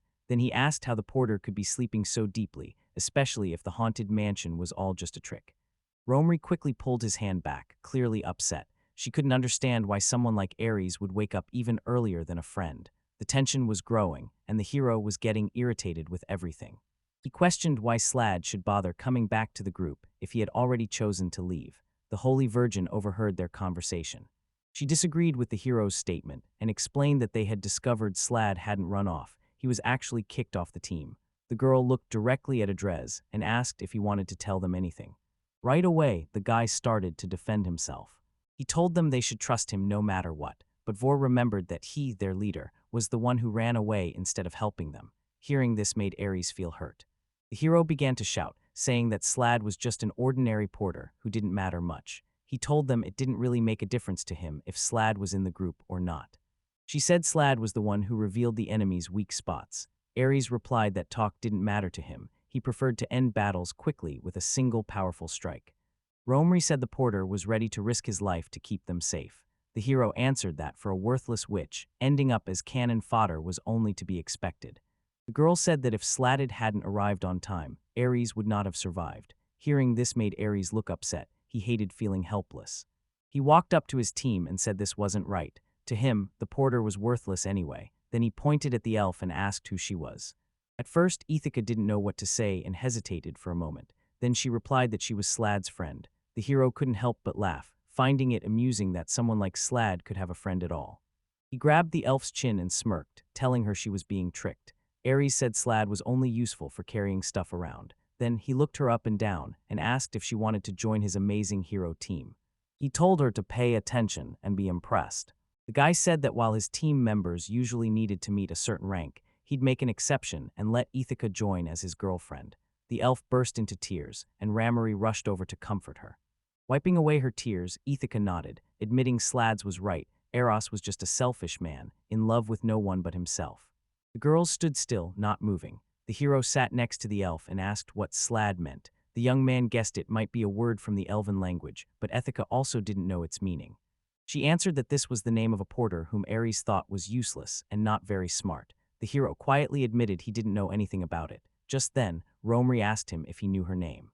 The guy felt overwhelmed. The girl yelled that he just couldn't do it, pointing out that he never even used her name. Eerie quietly insisted it wasn't true. He tried to remember the witch's name, but he actually didn't know it. The man had called the girl Riel, and after that, everyone lost faith in the heroes again. It was clear that Aries didn't even care to learn their names. To him, they were just staff, not teammates. Their leader cleared up all confusion with just one word. Eerie looked a bit embarrassed and said it was no big deal. She cut him off and told him he was now on Slad's team. He walked over to where the other girls were. Ramari agreed this was the right choice. The witch was sure they could beat the Demon King if they all worked together. Aries couldn't believe he lost his whole team so quickly. He asked what was happening to everyone. When the hero realized the girls wouldn't change their minds, he laughed. With a sly smile, he joked, asking if Slad had kept them up all night, and that's why they chose to join an ordinary porter. Aries realized this was more than just sabotage and was shocked by the girl's betrayal. The witch didn't care about his words anymore. She screamed and rushed straight at the hero. She sped up and blasted him with her magic, knocking the hero through the air and sending him crashing to the ground. Before he could get up, Shitcha held his sword close to his face. He firmly told him to stop comparing himself to Slad. The elf looked impressive as he spoke honestly right to the hero's face. At this moment, the Holy Virgin paused and asked Shisha if he felt uncomfortable. She offered him the chance to share his own story, but Shisha quickly found an excuse and left. Disha chose to keep the story going after their argument. Aries remained at their camp since, like anyone else, he needed a place to sleep. However, he secretly did something while everyone else was asleep. When everyone went to bed, the hero began teasing Erica. The team didn't like it and punished him. Disha almost scolded him, but Erica thought differently. He believed he could spend time at night with someone outside their group if he wanted to. The girls gathered around him. Shia joked that maybe he would be smarter if he wasn't a guy. Romri made a scissors gesture with her fingers and teased him, saying they could try it out, and reassured him that it wouldn't impact Aris's skills anyway. The Holy Virgin mentioned that what was about to happen wouldn't be nice, so they should finish before Slad woke up. She then asked the girls if they were ready to begin the contest. Before he could figure out what the girls wanted, the team started to attack him one after another. The hero got hit straight in the face. After they finished, while the hero was busy on the ground, Disha complimented the girls for using great technique. She walked over to Aries and asked him to bite down hard. Aries understood she was about to use her special move. But when he tried to respond, the girl said she couldn't hear him, so she didn't know what he needed. Disha walked up to the defenseless Aries without hesitation and used her special ability, knocking the hero out instantly. The Holy Maiden grabbed the hero by his clothes and told him she didn't need to use her full power, since killing him would only cause a lot of problems for everyone. Disha warned Aries to stay awake, since there was still one more person ready to fight. It was the witch. She attacked, hitting the hero so hard that he was thrown deep into the forest. The team was amazed by Romry's strength. She had a special talent and power they had never seen before. The next morning, after what happened in the haunted mansion, Slad didn't wake up. Despite this, the group decided to keep moving toward the capital, since that was their main goal. They hoped they might find help there to wake up their friend. They also took Aries with them as a prisoner. When the hero stepped out of the carriage, he paused in front of the castle. The witch and the elf glanced at him with annoyance and whispered that they needed to get Slad out of there fast. Aries told them to hush. He was annoyed that the girls were much more upbeat than he was. On their journey, the team ran into a monster changed by the miasma. Luckily, Aries was the only one who struggled during the fight. The girls believed that Slad's special ability kicked in by itself even though he was asleep. When the team reached the capital and stepped out of the carriage, they realized their adventure had changed everything and they might split up soon. Anika shared her concerns about Slade, but she also thought it would be impossible for strangers to enter the castle. The elf then asked the girl to look after him. Aries walked past Disha, who was supporting the young man. Noticing the big smile on his face, she asked him what was so funny. Aries waved his hands and said they're heroes, so they should go see the king. He warned that his old team would be sorry for betraying him. At this point, Disha finished telling her story. In the end, the boys were blamed for betraying their country. The room went completely silent. Slad was smiling on the outside, but deep down he felt anxious. He didn't understand how Orca could sleep for an entire month, and he wasn't even sure if it was really him. The Holy Maiden confessed she was surprised that the king actually listened to Aries and decided to give them a fair trial. Cassiv used to be a famous and high-ranking adventurer. Thanks to his bravery and clever thinking, humanity was saved from being wiped out by the Demon King. Cassivu was the one who suggested forming a team of heroes to take down their biggest enemy. Disha, however, couldn't understand why he made that choice. The girl didn't think anyone would take Aries' silly arguments seriously, but the hearing was set for 3 days later. Now that Slad was awake, he had to be there as well. Ithaca joined the conversation and admitted she didn't know much about the human world. She hoped her friends would be safe and not get into any trouble. The Holy Maiden said she supported the heroes' team and promised to protect everyone. She was determined to reveal who Aries truly was. The witch asked her friend if she was really certain about her decision, warning that Aries might have to stop being a hero if she went through with it. Disha tried to explain her side, but before she could, Slad spoke up firmly, assuring everyone that their friend would still be able to remain a hero. He said there was no need to worry. After all, things could be a lot worse. The young man believed they might face even bigger problems. Ithaca started getting nervous. She wanted to know what Slad meant. The guy looked at Disha and Romry, thinking they already understood what he was talking about. The young man remembered that Aries often started fights in city bars and stole from rich people's homes, but because everyone saw him as a hero, he never got into trouble for it. The witch hesitated because Aries had already been caught by the guards more than once, but each time, that was as far as they got. Slad explained that the hero was never sent to jail or forced to do hard labor, since he was always proven innocent. Aries wasn't the smartest, but he was clever when it came to keeping himself safe. Slad believed the hero understood what he was facing, so he ended up getting a trial. The porter didn't realize what the king actually wanted. If he had just done exactly what Aries asked, they would have probably ended up in prison. Instead, he gave them a nice place to stay and made sure they had plenty to eat. The young man realized he had no right to judge others, so he avoided saying anything bad about places like that. The witch hugged Ithaca because she was scared. When Slad saw the elf, he asked why she was in the royal castle. The girl seemed confused and didn't know why he was asking. The guy said they were asked to come to the castle for the trial, but he didn't really believe that Ithaca was involved in all the trouble with the heroes group. The girl struggled for a bit, but then shared what happened. When the soldiers arrived at their hotel, they said that if she belonged to their group, she needed to come with them. Slad asked if Ramary was with her at that moment. He learned that the witch was shopping close to the elf. The young man then wondered if Erica had been called to court. The elf said she was told to answer any questions in court. Disha quickly took the girl and said she would be a witness. The Holy Virgin explained that Ethica couldn't stay with them, because if she did, people might think they were plotting something together, and then no one would believe their testimony. Romri explained that the soldiers never stopped her. Slad considered this, knowing they weren't allowed to talk with Ethica. He realized she should actually be under house arrest if the king truly planned to give her a fair trial. The young man started to believe that, finally, the hero might face justice. When the day of the trial came, the courtroom doors swung open. The team walked into the room. Aries was already there, waiting. When he saw the traitors, he gave them a confident smile. Slad moved to stand with the girls behind the accused's bench. The king tapped his gavel loudly, asking everyone to quiet down and listen. He said the hero's trial was about to start.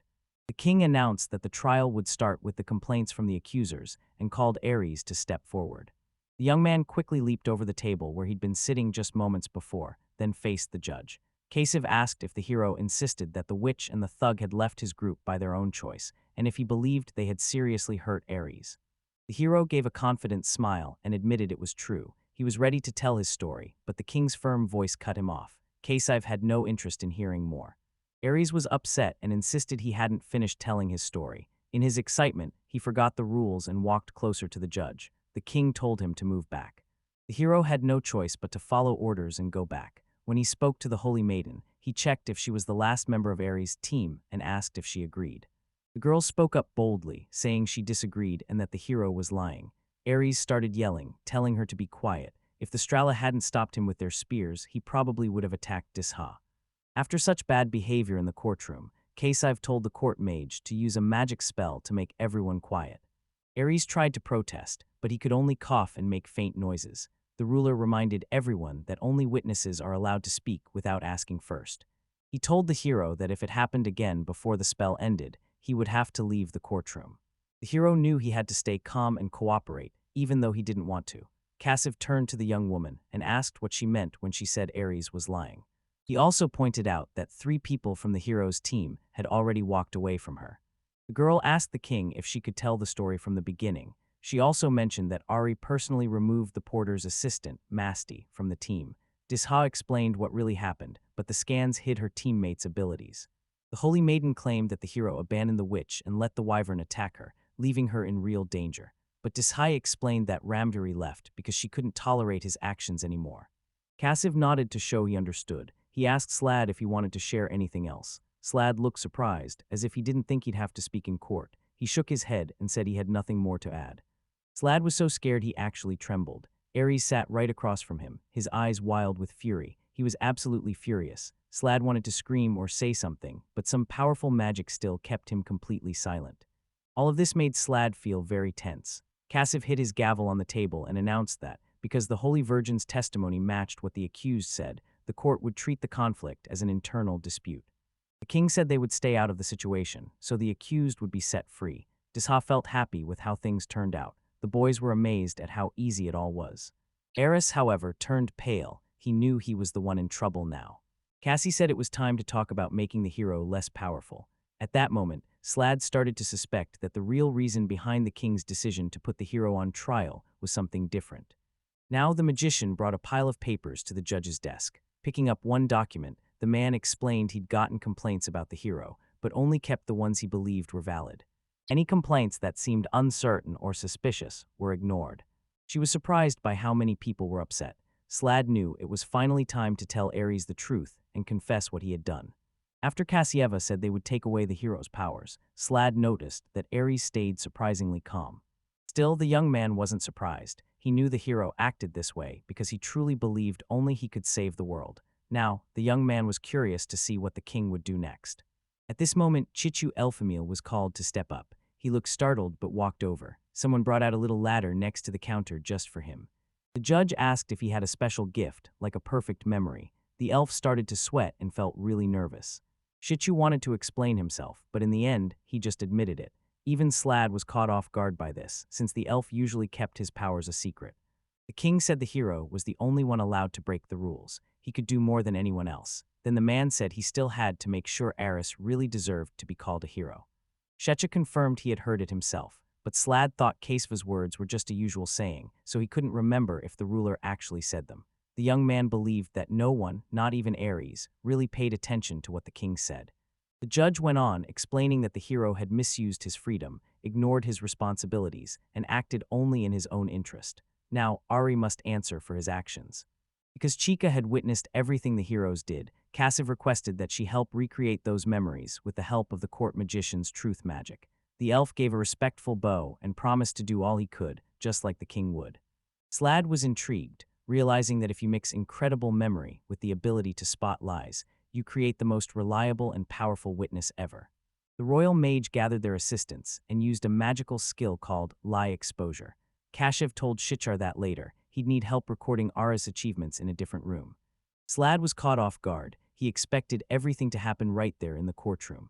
He couldn't understand why the judge would bring up exposing the lies now. When the magic affected Shicha, Kaesiv asked if having a super memory was his personal skill. The world around the elf became blurry. He couldn't tell a lie, so he confessed that this power wasn't really his. Slad was stunned. The king told the elf there was no need to be scared. He wasn't in trouble. Then, the king turned to Shichai and asked how he had learned such a special skill.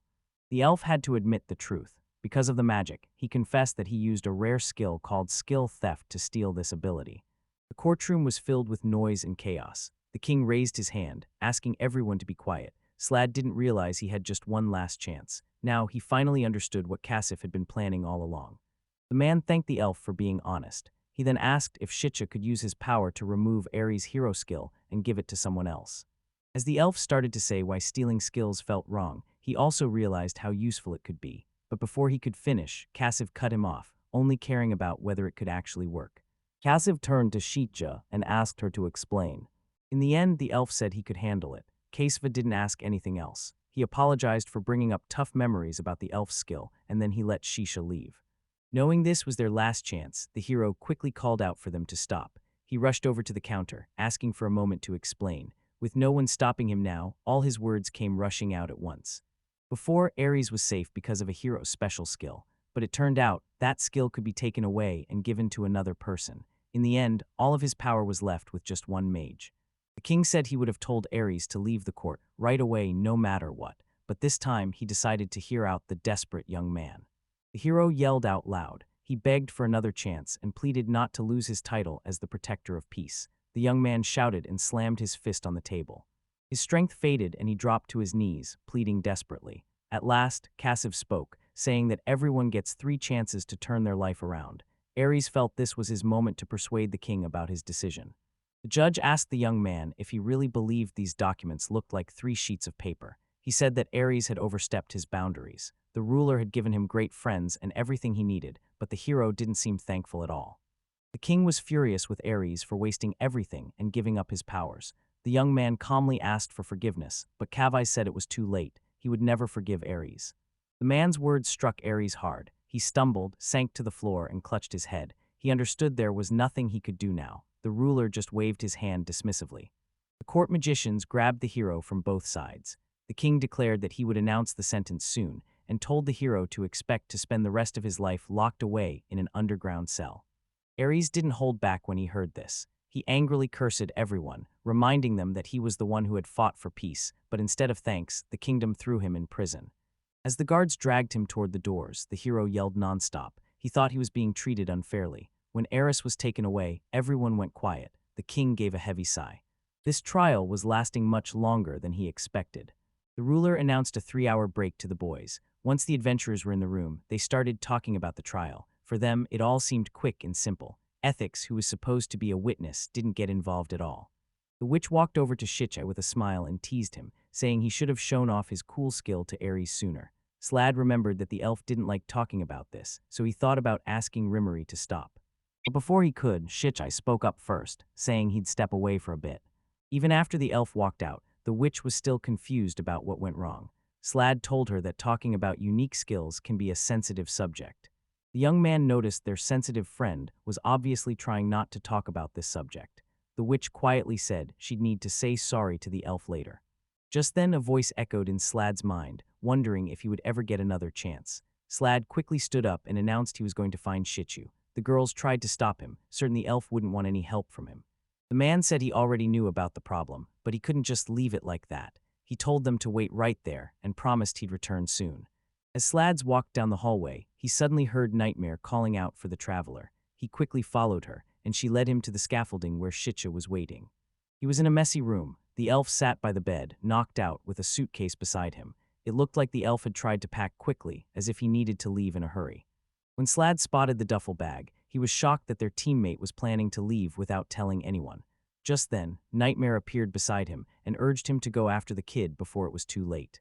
Slad couldn't figure out what she meant. As he got closer to Shitcha, the young man suddenly collapsed and blacked out. When he woke up, he saw a huge screen right in front of him. He realized he was now standing in a large hall. Slad guessed that he must be inside the elf's dream. She stood beside him, surprised to see his friend. Slad asked why the elf was there. The friend answered that Slad should know since he was there first. A family showed up on the screen, sitting together at the table, enjoying dinner. Slad asked what he was seeing, and Shitcha answered with sadness that this was the happiness he had ruined. The elf asked his friend to pay attention, then started his story. Back when he was an adventurer in the old lands, Shitcha was known as the skill thief because that's exactly what he did. The man used to take powers from bad people and give them to those who needed help. But now, he feels it's wrong to keep doing this and thinks he might be a hypocrite if he continues. But Shitcha forgot that even bad people have families, too. By using his stealing skills, the elf ended up causing trouble for people who didn't deserve it. His mind kept replaying a memory of one event, which finally made him realize what he was truly doing. Shitcha had taken the super memory ability from that villain. The young man admitted to Slade that he never thought he would feel so hopeless. All he really wanted was to show the shameless criminal that his actions were wrong. The elf planned to give his skill back once he understood what he had done. However, it wasn't until after his death that Shitcha understood skills are a natural part of who we are, and you can't really take them away from someone. The elf realized that stealing someone's abilities was too cruel, so he promised himself never to do it again. Slad realized the king knew Chica couldn't use his thief skills, but he still didn't get why Kasif had questioned the elf. Slad guessed that maybe the judge wanted Aries to think that being a hero wasn't permanent, and that the title could go to someone else if needed. Elf said he kept supporting the family after their loss. Even though the mother was never the same, the children managed to move forward, grew up well, and now have families of their own. Slad understood what was happening. The elf was relieved that his friend didn't compliment him in this moment. Slad knew the past was over and broken, and there really wasn't anything worth praising the elf for. Even though Shitcha realized he was being selfish, he just couldn't take Aries' power. But the hero told him the king wouldn't care about it anyway. But it turned out the elf already knew that the ruler believed just exposing the skill theft would be enough. So Slad wondered why the elf was planning to leave. Shitcha said he preferred to keep his special skill a secret. He was sorry, but he just couldn't help it. Slad said he understood and mentioned that Romri also wanted to apologize. The elf turned away with a smile after hearing the comment about the witch and asked her not to worry about it. Slad stopped him, saying she would talk to Rimuri herself. The elf tried to say he wouldn't be coming back, but his friend cut him off, insisting he wouldn't let that happen. Slad agreed that Shitcha shouldn't use his stealing skills, but he didn't like that the elf wanted to leave. Still, he knew they couldn't make Shitcha stay if he really wanted to go. However, Slad felt it was important that Shitcha heard Rimuri's apology before leaving. She simply gave up. Slad was able to climb it like he used to. A friend pointed out that the elf had finally left that family, believing they would never forgive him. Slad guessed she kept delaying things, hoping he'd say sorry one day, but it never happened and now it's too late. He asked if he was right. The young man started asking the elf if he wanted to be forgiven or punished, and wondered if he could help his family by staying silent, since that seemed like the simplest choice. In the end, Sisha couldn't take it anymore and yelled out her agreement. She said she would keep escaping the simple way and stay by herself. Tears streamed down the little elf's face. He leaned in and quietly said he'd always be alone. Slad disagreed. He pointed out that Shitcha had stayed calm that day. The elf didn't get what he meant. Slad explained that when Romri was in trouble because of Shitcha's plan, he felt totally hopeless. But when the porter found the hat, Slad managed to stay calm, all because his friend was there to help. Even though the elf blamed himself more than anyone, he still wanted to do something to help. The hero walked up to the thief and gently patted his head. He calmly asked him to stop running away. Suddenly, it was like Shitcha finally understood what was happening and started to look at things in a new way. Slad told the elf that he couldn't change what had already happened, but he still had control over what he did now. Shitcha turned her back on him, muttering angrily. He winked at the young man with a cheerful grin, pointing out how his friend always loved sharing good advice, and was usually right every time. The screen glowed brightly. The dream was coming to an end. Slad said it was simple, and suggested that Shitcha just apologize for not coming out of the room often. Judging by the elf's expression, he was ready to do it. When the adventurers woke up, they went back to see the girls. The elf shared the whole story and apologized, lowering his head. Rumiria walked up to Shitcha and confessed she felt hurt. She said if he had left them without saying anything, she wouldn't have been able to survive. The elf tried to say sorry again, but the witch attacked him before he could. He landed on the bed along with the girl, who held him close and also apologized for being mean to him. Slad felt happy, but he didn't notice Ithaca standing behind him, quietly crying. She didn't want to interrupt, but her feelings took over. The elf ran to join the hug, and everyone ended up laughing as they tumbled onto the bed together. An informer knocked on their door. She brought news about the court hearing that was happening today, but when she saw the boys and girls lying on the bed, she quickly apologized and left. Slad tried to stop her, but he couldn't. At the end of the day, after the trial ended, the heroes left the castle. Most of the meeting was spent revealing Aries' crimes. There was also clear evidence of unethical behavior. Overall, the whole process went more smoothly than the heroes expected. But Slad never got the chance to explain what really happened when they were found together. The guy just wanted to fast forward to the moment he could finally go home and relax. But the king had different ideas for Aries' final mission. Suddenly, guards appeared and told him they were sent by the king himself to escort them. Slad understood that there would be no time to rest today. When the team entered the hall where the king waited, they spotted Disha chatting with Kasv. She lit up with joy as soon as she saw her friends. People gathered around the ruler, confused about why he had invited such a big crowd when he stood there alone. Kasv watched, deep in thought. Yes, I don't need to worry about his safety. Kasv also said that if everyone attacked him together, those boys wouldn't stand a chance. The king then got up and showed his power to prove he meant it. The mood in the room shifted quickly. The girls and Shitchu started to feel anxious. Kasv looked at Slad and asked if he had shared his real abilities with anyone else besides Aries. Kasv suddenly showed up behind the young man, wrapped him in a hug, and smiled with satisfaction, saying that this guy was actually pretty dangerous. The girls were confused and didn't know what he meant. Slad felt insulted because it made him seem untrustworthy. The king answered that, yes, Slad was a little unusual, but that wasn't really what mattered. The king wanted to solve the confusion. He explained that the boy had a special talent. The man told the girls they didn't need to speak to him so formally anymore, and then he told the guards to go away. Shitcha asked them to hold on for a moment. Etika felt glad she didn't have to speak right away in the international language, since it was hard for her. Raman noticed that Kasv seemed pretty friendly. The Holy Virgin disagreed with him. She reminded him that people like them should always be polite when speaking to someone as important as His Majesty. This was the man's point of view.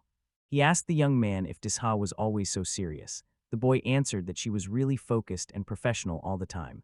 The girl laughed, pulled him close, and playfully patted his head, telling him to check himself. Then she joked that you shouldn't speak to the king in such a cheeky way.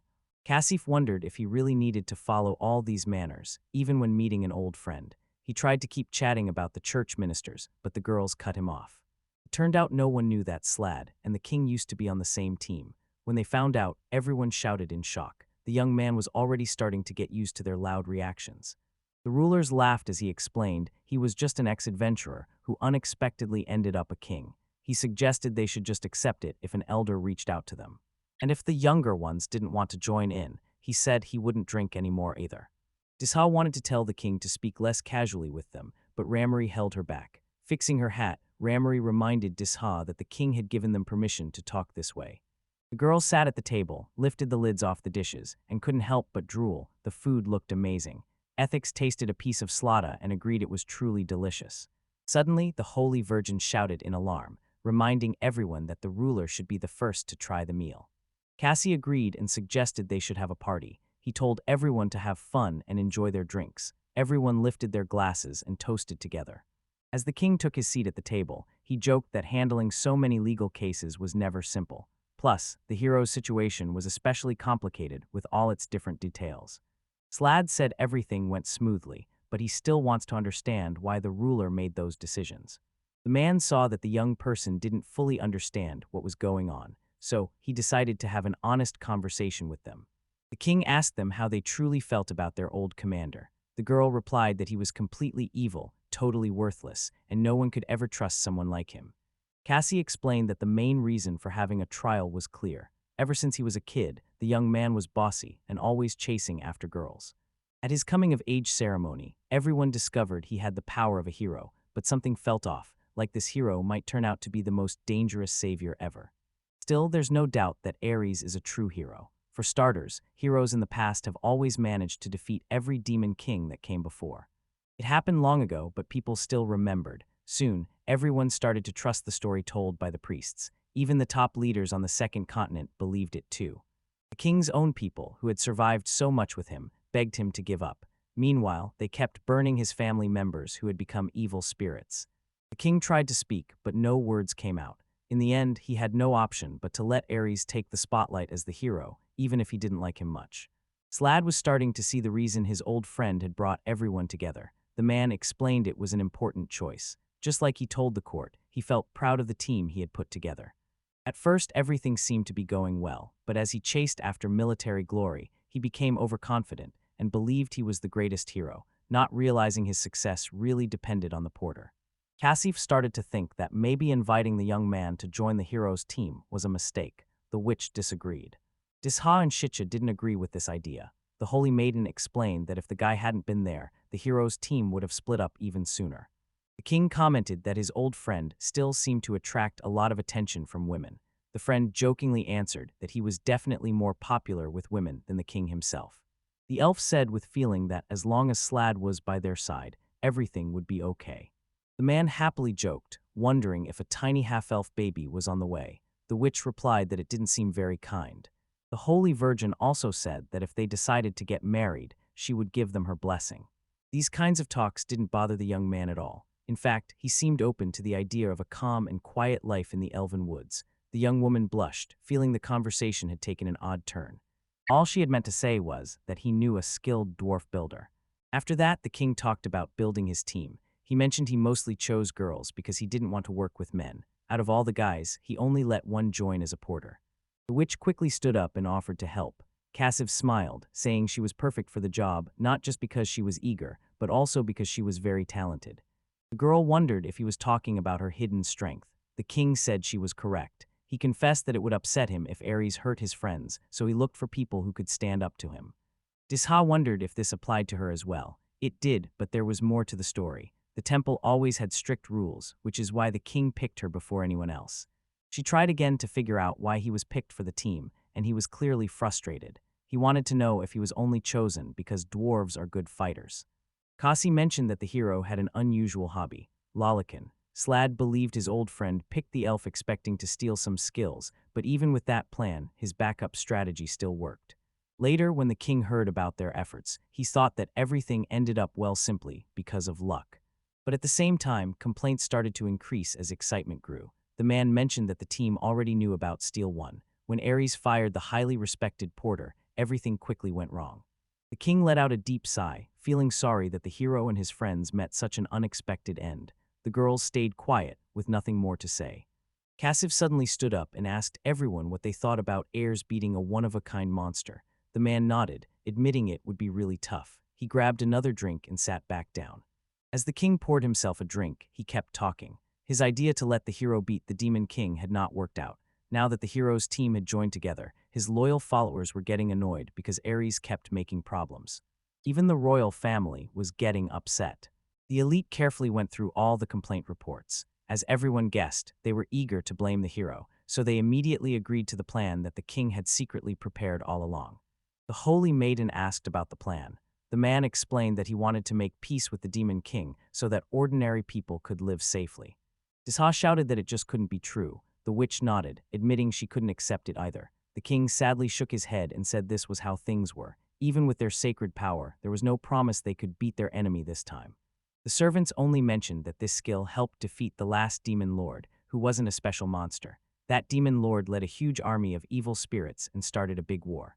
So the king didn't actually want to have him killed. The real plan was to win the battle and then make peace with the person who started the war. The idea that everything would end with the hero beating the Demon King was just a childish fairy tale. The holy cause couldn't accept that their mission had been pointless from the start. The girl looked upset and asked why they had formed the heroes group in the first place. Dishaj quickly stood up from the table. She realized the king had no real options, but if he truly believed it was hopeless from the start, she couldn't understand why everyone was still fighting. She didn't pay attention to what people said or what believers whispered. It didn't matter to her if he was a hero or not. She actually wished the king had just ignored him. At that point, Cavis looked at Slad and they shared a glance. Cavis mentioned that his old friend was behind all of this. When the man hears that the young man is on this continent, he suddenly wonders if this could really be the person who defeated the fourth unique monster, the Dragon Empress, 10 years ago. The girls were surprised to hear this news. The thief already knew about it. Erica explained that the guy had told her before he ever met the Nightmare Fairy. Disha and Rameli grabbed Slad, wanting to know why he hadn't told them before. The young man shared how his friends fought bravely, even risking their lives several times, and in the end, they won. However, the girls still wanted something more. Slad mentioned that all he had to do was be there on the battlefield to support everyone. When the man heard this, he laughed and called Aries crazy. He could see that Aries really believed in his own powers, even though he was just a simple porter. The king realized this and came up with a plan. Maybe if the hero kept believing in these fantasies, he might actually be able to beat the Demon King. Cavis felt bad for letting his old friend down. He got up and apologized, asking for forgiveness. He truly regretted his mistake. Slad said he didn't need to feel guilty, because things were different now. He understood the men had done what they needed to do. A young man said the best part was that, thanks to His Majesty's plan, he got to meet the boys and found loyal friends he never would have met otherwise. Cassiv still felt bad about what happened. He wanted to say sorry because it was bothering him inside. But in the end, the trial helped them build a stronger connection with both the priests and the royal family from the old continent. Now they could officially remove Aries' hero status. It was time for him to finally face justice for everything he had done. There was no need to make a big scene by taking away his abilities in front of everyone. The king gazed at the elf with regret and confessed that he hadn't treated him fairly during the trial, then asked what abilities he had. While Shitcher agreed with Cassiv, he knew he needed to take things slowly. The young man realized that she wasn't fully on board with his idea for a peace treaty. But when she actually saw the legendary figure right in front of her, she realized that turning a fairy tale into reality might not be as impossible as she once thought. The elf quickly apologized in his mind to the true owner of the super memory skill, asking if he could borrow it once more. She simply replied that she would handle Aries' ability herself. Slad was out on the balcony when Erica joined him. She'd been searching for him, and now she finally found him. Right away, Slad could tell Erica had been drinking a lot, so he asked if she felt all right. Erica just brushed him off, insisting she was fine. After a while, Ithaca wondered if they had made the right choice with the king. The young man confessed he wasn't sure if it was the best decision, but he did believe that Aries was meant to bring hope to the world, not harm it. Slad explained that he talked Kesva into letting him read every complaint shown at the trial, and that's how he discovered that a lot of people had been hurt because of the hero. Aries never even thought about saying sorry to them. Still, even though he clearly didn't care or show any respect, people had no choice but to accept him, since he was the only one who could protect and save them. That's why he was never punished or sent away. Slap thought Aries was full of himself, only cared about his own wants, and never showed any real gratitude. He struggled to say thank you to anyone. For Aries, women were just a way to please himself. He didn't have any real concern for other people. Soon, he would lose his title as a hero. Ithaca noticed that her friend was still caring about everyone, even someone like Eerie. The young man told her to stay calm. He promised he would never forgive the old hero. Slad realized he had never said sorry to his friends or to anyone in his life. The porter only remembered how the hero was always cursing and blaming others for his mistakes. That was the Aries that Slad knew. He thanked Ithaca. The girl was confused because she didn't know what she had done. Slad then explained that she helped him make an important decision. She wondered why. The man just smiled and explained that he wasn't ready to quit yet. He wanted more adventures. Slad reached out to the elf and asked if she would like to come along with him. The girl started to feel a bit anxious. Ithaca confessed that before she met him, she didn't know anything about the world outside. Even though they hadn't known the young man for very long and he hadn't taught her much yet, the elf still believed he would show her many new things. Ithaca felt really lucky to have met someone as genuine and kind as Slad, so she happily agreed to keep traveling with him. She reached out her hand and asked him to look after her. After his conversation with the elf, the young man went back to his room. While he was sleeping, Disha knocked on his door. When he opened it, Slad wondered why she was up so late. The Holy Virgin was wearing only her nightgown, which surprised the young man. He blushed, invited her in, quickly made some tea, and they sat together at the table. For a moment, the girl stayed quiet. She quickly leaned in and asked her friend to forgive her. Slad was surprised by how sudden it was. He didn't understand why the Holy Virgin was saying sorry. She started to insist that everything was her fault. Desha shook with fear and hid her face in her hands. She couldn't understand why she ever thought she could handle someone as dangerous as Aries. Slad quickly figured out that she must have read all the complaints about the hero.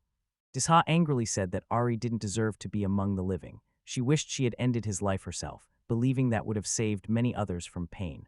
The holy maiden was so upset that she started to cry. Slad admitted he didn't really know how well the hero was doing. He said that even Shicho had no idea, and Desha couldn't know everything either. Still, the girl wasn't discouraged. She felt sure that, even if the others didn't realize it, she should have figured out what the hero was really up to. The temple kept Aries safe from trouble. After praising him for so long, there was no way it would suddenly turn its back on the young man. The hero's power came from the gods, but it was actually given to the monster by accident. This meant their god could mess up, and Slad knew that no church wanted people to think their god made mistakes. The girl was certain the temple was hiding something evil. She also thought some special skills were part of the secret. When Slad heard this, he started to feel anxious. He knew the temple was always extreme in its beliefs. There was one group ready to do whatever it took to show their gods were the most powerful. If they were truly part of this, the young man realized why they hadn't seen what the hero was up to. Even Slad had needed their help at some point. Desha kept blaming herself for not paying attention. Even though she worked at the temple and had access to its core power, she missed all the signs of manipulation.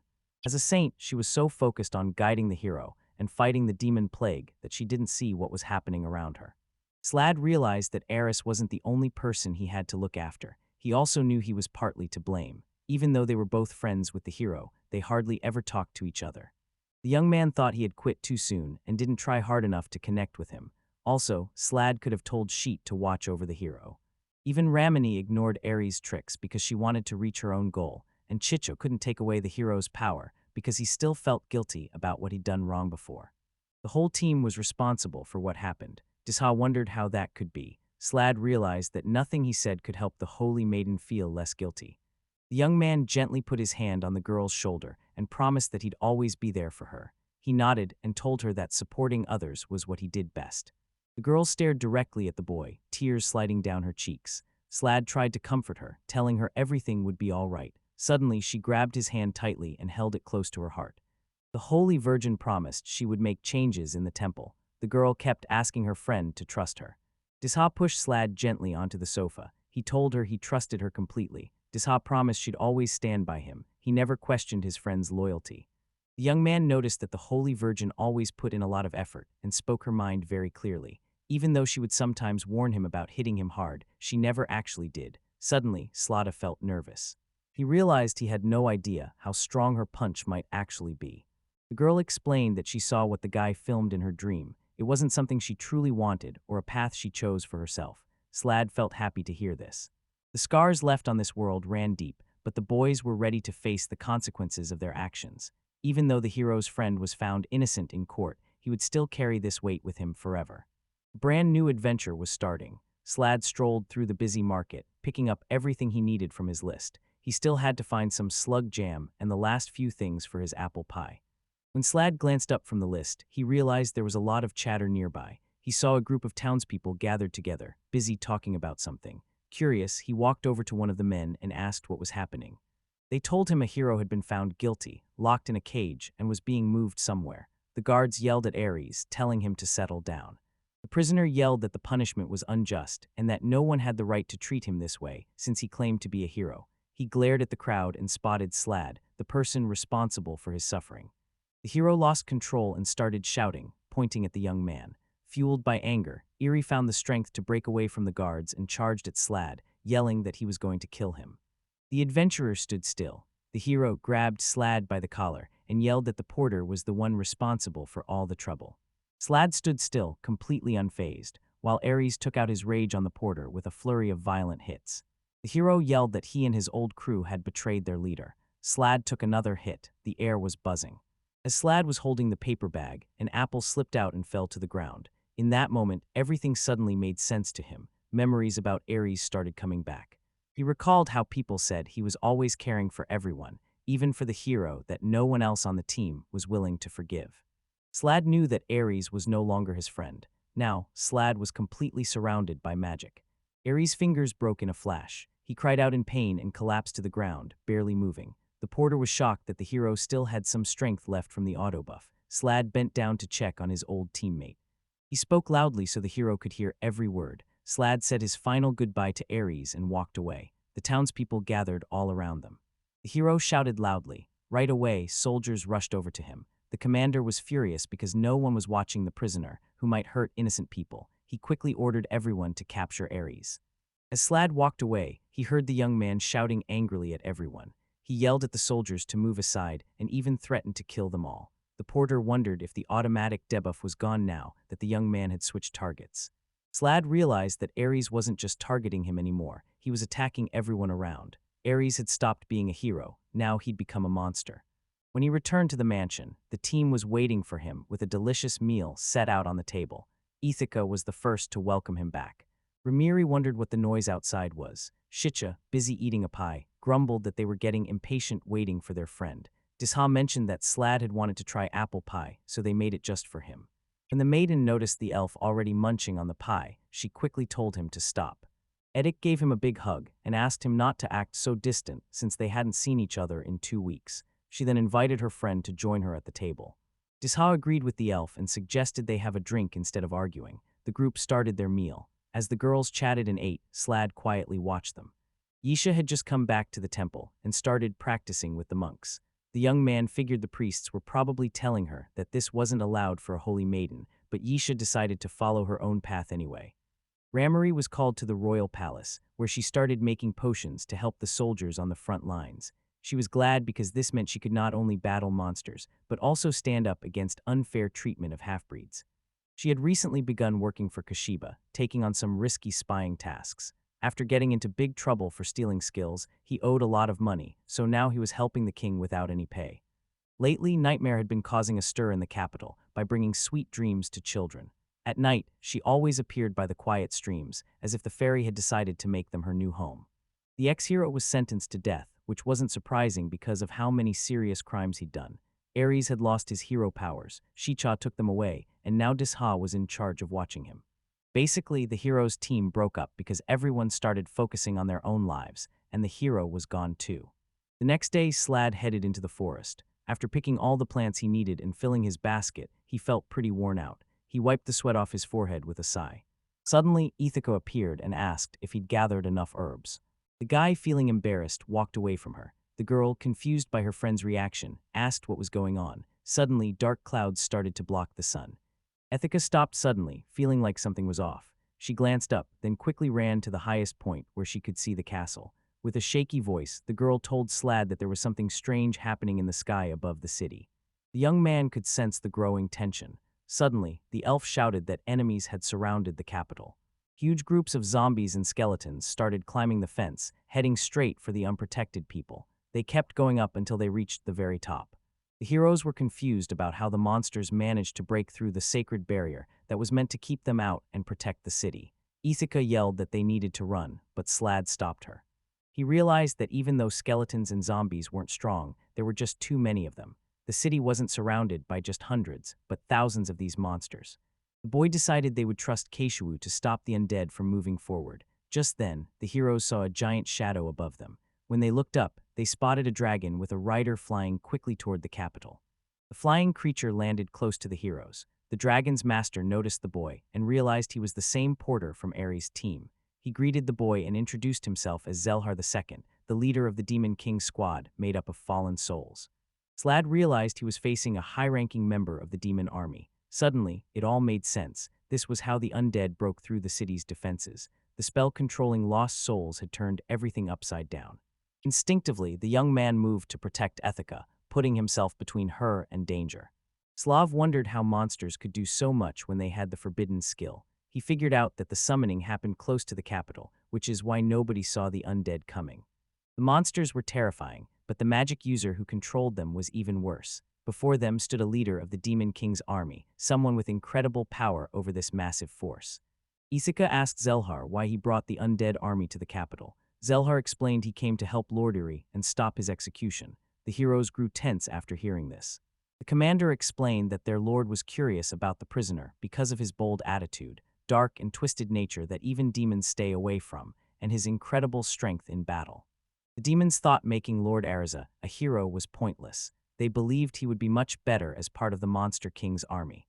Slad silently agreed with Zohar. Aries' soul was so dark that, if he hadn't chosen to be a hero, he probably would have ended up leading the Dark Army. The commander said he was a scout. He also mentioned that if they still wanted to survive, they should get rid of him, even though it probably wouldn't help. When Slad saw how many undead Zelhar had brought, he realized they were in trouble. If he was by himself, he could have used his debuffs to handle things, but with Ethico there, it wasn't that simple.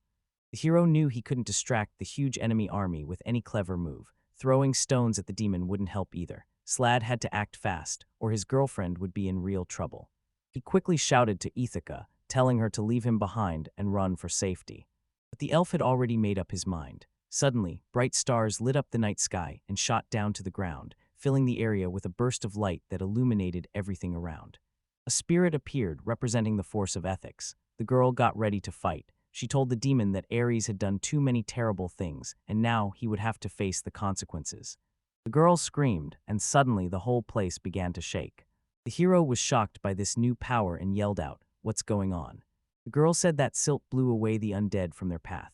The hero shouted, saying that it was incredible, and asked when she managed to become so strong. She answered that she and the guys went on missions for a whole month while he was away. So when she answered that yes, she had grown stronger, the hero looked at her with surprise. She said they would talk more later so she could quickly start the fire. Her choice surprised them, but she asked them to trust her and act fast. The hero felt relieved that he brought the enchanted flint. He used it to start a fire and asked the girl if that would do. She told him it was just what they needed. The villain looked shocked and admitted that the elven maiden had caught him off guard, but he insisted it didn't matter. He then pointed out that, in case they hadn't realized, he was the only one who controlled the conqueror. The hero learned about this ability for the first time and came up with an idea. The man explained that, as they may have guessed, it's a rare power that lets him call and control spirits again and again, much more than a normal soulcaster ever could. He also said it was too bad that they made themselves weaker, but he believed he could handle things another way. He created one giant monster by merging 1,000 smaller creatures together. He, feeling unwell, announced that the army of the dead was set for battle, and wondered if he could defeat such a giant just with a strong wind. He yelled, swinging his staff, and ordering the golem to smash them flat like pancakes. The hero did his best to control this incredible power. When the hero saw this incredible power, he understood it was the spirit of the salamander's fire, and knew he had to find a way to stop it. The hero was surprised when the girl called forth another spirit, and Sylve didn't vanish. She explained that she had learned to summon more than one spirit at a time. That's when the hero finally understood just how much time had passed. The hero looked back and saw that the monster's body had crumbled into ashes, but the danger wasn't gone yet. The villain chuckled confidently, claiming that fire couldn't hurt the undead this time. He yelled that nothing could stop him as long as he had the soul master power, and there was no way they could defeat him. He called out for the spirits of the dead to return, and suddenly, the monster showed up again. A giant monster towered above the boys, leaving the hero confused about what was going on. The girl beside him was just as shocked to see that he had really come back to life. The man explained that usually, the Master of Souls can keep calling up an endless army of the undead. He said he could bring the golem back to life as many times as he wanted. The hero felt this was going too far. The girl shouted, warning that they'd burn him until nothing was left. Once more, her spirit unleashed its power. The giant undead creature kept burning, but each time it came back to life. The villain kept yelling, "It's useless," over and over, laughing loudly. But then the girl suddenly had an idea that might save the day. She quickly ran over to grab the bow. The girl made up her mind to get rid of the person controlling him and shot an arrow at him high up in the sky. The arrow whooshed right by the villain, and he admitted that was pretty risky. He understood now why he had brought the arrow charm with him just in case. The charm could magically block any physical objects from getting through. Since regular attacks were useless, the hero wished Ramery was there to help with her magic that works from a distance.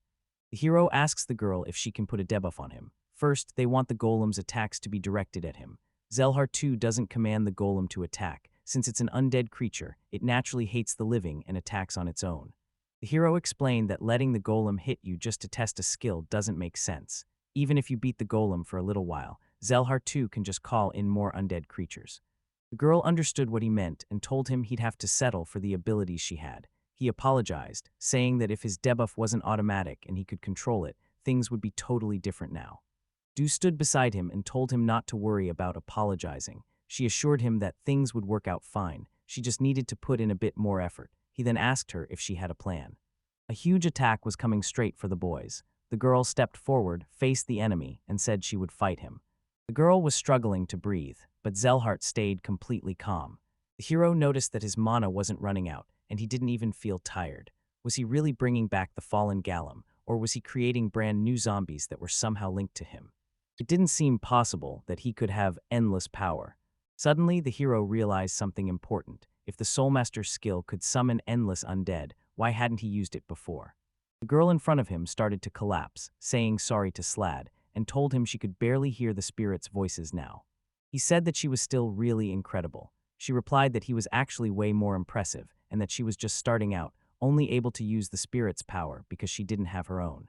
The spirits could stand against the Demon King's powerful army because they had him by their side. The hero looked confused and asked what she meant. She told him to listen and explained that his friends were strong and did incredible things thanks to him. She encouraged him to be confident in his strength, saying she had done her part, and now it was his turn to finish the scene. Zelhar chuckled when he noticed the girl was completely exhausted and remarked that it looked like the hero had finally lost all hope. He called out to the hero, telling him not to be afraid because thanks to his kindness, they would enter the afterlife together. The hero revealed that the afterlife is actually the nickname of the fifth unique monster controlled by the Lord of the Dead. Then, the hero figured out that Zelhar II cannot be trusted and is just a liar. Zelharat II gave just one small clue. If his army were truly endless, he should be able to summon way more undead at once and create more golems from the fallen. So why does he make the battle take so long? It's easy to think that his power to summon and control is not really limitless after all. His ability is called Master of Souls, but here, souls actually refers to ghost-like evil spirits. However, Zelhar can only summon zombies and skeletons, not ghosts. Usually, unique skills get names that match what they do, so wouldn't a different name make more sense for him? Why did they choose this one? The second point is about unexpected performance. The skill for raising the undead uses just as much energy as the Soul Master's power over the dead. However, it's odd that even with this, Zelhar doesn't seem to run out of mana. Since the skill doesn't drain his magic, there's only one possible explanation. Zelhar yelled that he was so generous, he'd personally send both of them straight to the afterlife right then and there. The hero mentioned that afterlife is another name for the fifth monster, a special kind of Lord of the Dead. Zelhar responded by saying the hero already knows this fact. Normally, only those who use magic related to the dead are aware of this, and they even worship this Lord of the Dead. At this moment, the hero finally understood that Zelhar too was just a liar. The hero claimed his endless army of revived undead was just like the Lord of the Dead's own forces. There was no way a mere servant of the 16th Demon King could match the power of the afterlife. Zelhar, wanting to clarify, asked what had just been said, then answered himself. He admitted that, despite having some doubts about the hero's skills, it didn't matter anymore. The hero was done for, and he commanded the undead golem to destroy him. The golem smashed its fist down right where the hero was standing. Zelhar too cheered and laughed, saying the porter was trying to act like a hero when he should have just kept running. Suddenly, the golem made a cracking sound. The hero had managed to stop its attack. Slad easily controlled everything with just one hand. With a single powerful strike, he shattered the golem, sending thousands of undead creatures flying off in all directions. Zelhart II was shocked by what he saw in front of him. He screamed, "What is that?" The hero asked what was wrong, pointing out that he could summon as many undead as he wanted. The hero yelled at him to do something. The villain clenched his teeth, realizing he was in trouble. Zelhar lifted his staff and called the undead to him. But his power didn't work. The hero explained that these creatures don't rise on their own. He has to use his staff to call them to him, because the Soul Master can only draw magic from the dead if they're close enough. This skill lets the user control dead bodies by moving spirits into them. If these bodies are destroyed, the spirits come back to the caster and recharge his magic energy. Zelhar probably said the right thing when Sylv wiped out the undead. He didn't show it on his face, but inside, he felt a rush of excitement. He explained that his power was running low because the possessed dead were too far away, so he couldn't fully recharge his strength. Still, since he was able to boost his power a bit, he called for backup from the capital. To make sure this problem didn't happen again, he decided to make the monster bigger. The hero explained that the souls of the golems, blown away by the wind, came back to him since they didn't go very far. If things kept going this way, he could easily defeat them all. However, the salamander was summoned by ethics, and because of this, the fight continued much longer. The hero knew his army could never be bigger than 30,000. That's the highest boost in magic he could get from the artifact. He collected souls from fallen enemies to recharge his energy and raise the dead, using his soul master skills. This is how he created the illusion of endless power. Zelhart was impressed by the hero's sharp thinking and said he clearly wasn't just your average porter. The hero was presented to everyone as just a regular guy, a porter or someone looking for work. He called out to the enemy, saying he was Slad, the SSS-ranked adventurer who defeated the dragon Empress Tiamat 10 years ago. Zelhart too laughed and asked, "What kind of nonsense is this?" He clearly didn't believe what the hero was saying. He said there was no way he could have beaten the Demon King's parent. The hero was surprised. He had no idea that the current Demon Lord was actually the child of the Dragon Empress. Zelhart told him to stop the invading army, which now numbered in the thousands. The hero wondered if it would be smarter to just escape with the elf instead of staying to fight. The hero reminded him about what he just said a moment earlier. He remembered how Zelhart told the golem to attack the porter. Zelhart couldn't figure out why the hero brought this up. Suddenly, he started yelling. His dragon suddenly collapsed, and he couldn't figure out why. The hero suggested the dragon must have used up all its strength and told Zelhart to quickly bring back all his warriors from the city walls to help heal it. Zelhart was confused and didn't know what the hero meant. Everything was blowing up behind him, and the enemy was totally confused by what was happening to their huge army. The hero joked that even his own side realized their power wasn't endless, but they took the chance anyway. The girl acted too soon by asking for help. Sulf can send sounds through her magical wind powers, so with her first shout, she sent a message to her team. Each one has a different job. Ethika takes Shichin's ideas and turns them into action, and Zelhart is able to see the results for himself. Two girls quickly ran ahead. Zelhart too noticed the witch and the holy maiden from the hero's group walking toward them. He was surprised at how strong they had become. The hero explained that before, they just followed his or Aries' orders and weren't able to grow on their own. Zelhart thought he finally had a chance to defeat the hero and charged at him, but his plan failed. A clever thief stole his staff. The girl pointed out that it was off-limits, but mentioned it could be sold to the guild for research. She was annoyed that she was dealing with someone so broke. All the undead enemies suddenly collapsed, lifeless. He shouted in confusion, not knowing what was going on, because this staff only responds to magic users who have passed away. The girl explained that she was just a noble thief. While the stolen item had some limits, her skill could bypass most rules for using artifacts. Basically, the endless army was no longer under his control. The guy shouted as things came flying at him from above. At last, the enemy was beaten. The hero couldn't believe what just happened. He collapsed, saying they had pulled off something amazing. The thief mentioned his night hadn't been easy at all. He answered that gathering healing herbs was really tough for her, then noticed Shichai had been quietly watching the whole time instead of joining the fight. He wondered how Shichai could have helped in a situation like that anyway. The hero claimed he could steal the Master of Souls, but Chai asked if he was serious. You can't just steal unique abilities like that. Honestly, it wasn't even something he could actually do. The girls rushed over to check if Slat and Etika were all right. One of them smiled, relieved that Etika seemed okay despite looking a bit tired. The hero turned to Disha and thanked her for coming to help.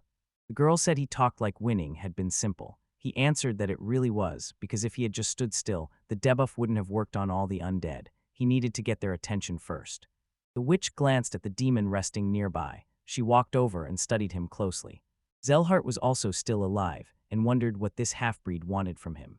The girl wanted to know if the demon's name was Karnd. The demon stared at her, studying her face closely. He smiled and said it was the first time he'd ever heard that. The girl replied that if that was the case, she didn't need anything from him. Zelhart called her a half-blood and accused her of acting superior. He wondered why she was siding with people who hated demons and sarcastically asked if she wanted a fast death. Disha said she didn't want to do it and glanced over at her friends, while the demon laughed out loud.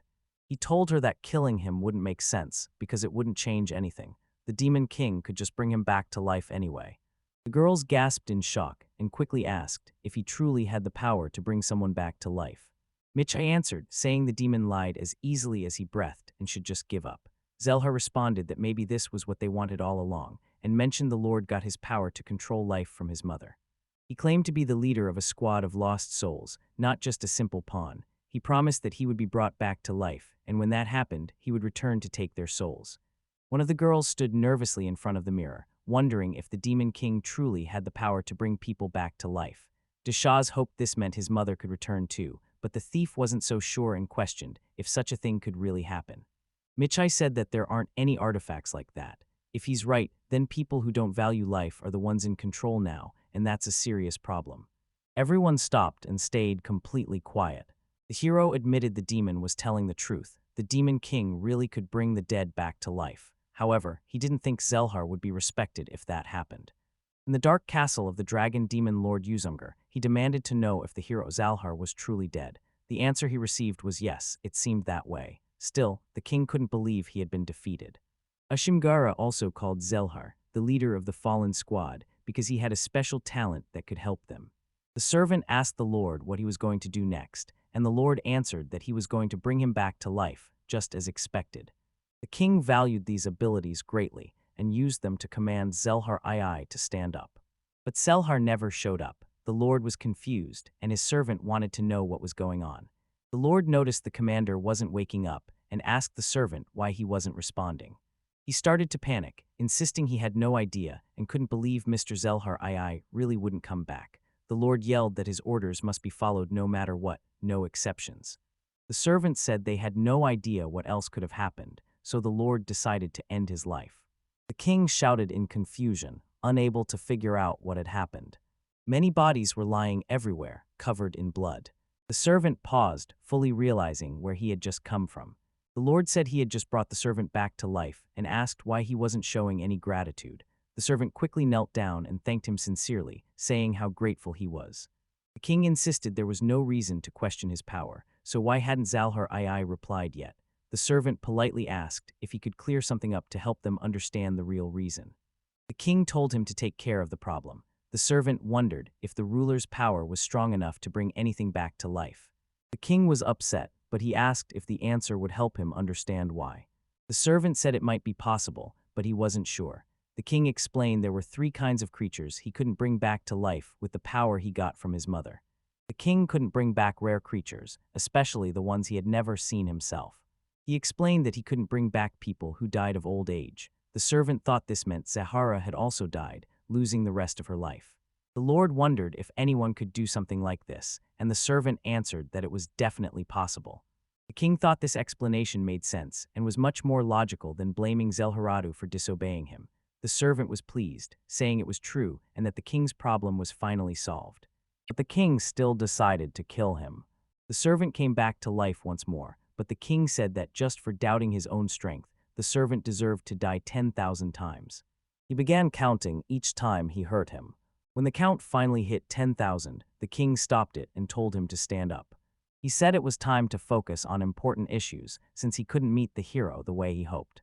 God saw that this was a challenge and needed a new solution because that person truly mattered, so he turned to his servant and asked for advice. He wasn't in good shape anymore. He insisted he was always right, but his speech had become so weak that he could hardly talk. The king wasn't happy about this, so he had him killed again, over 10,000 times. He started counting once more. Then, he called over the commander of the Black Raven, who showed up right away.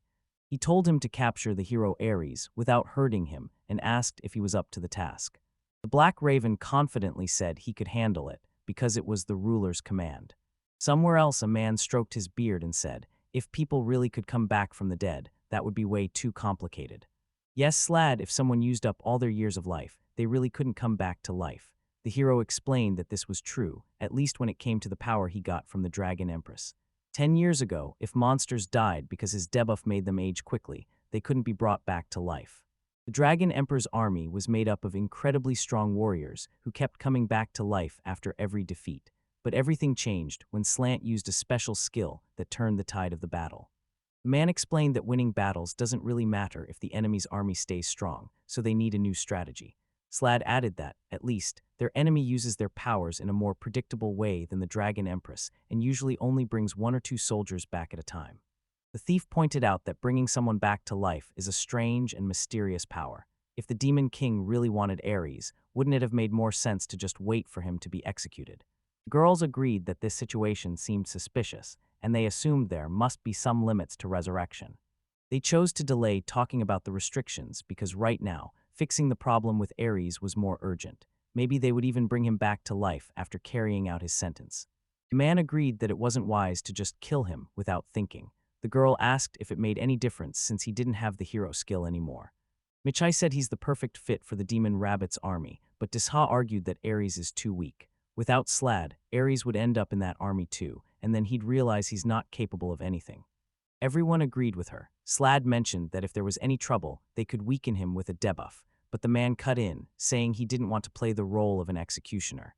The king realized they had no other option but to postpone his execution for the time being.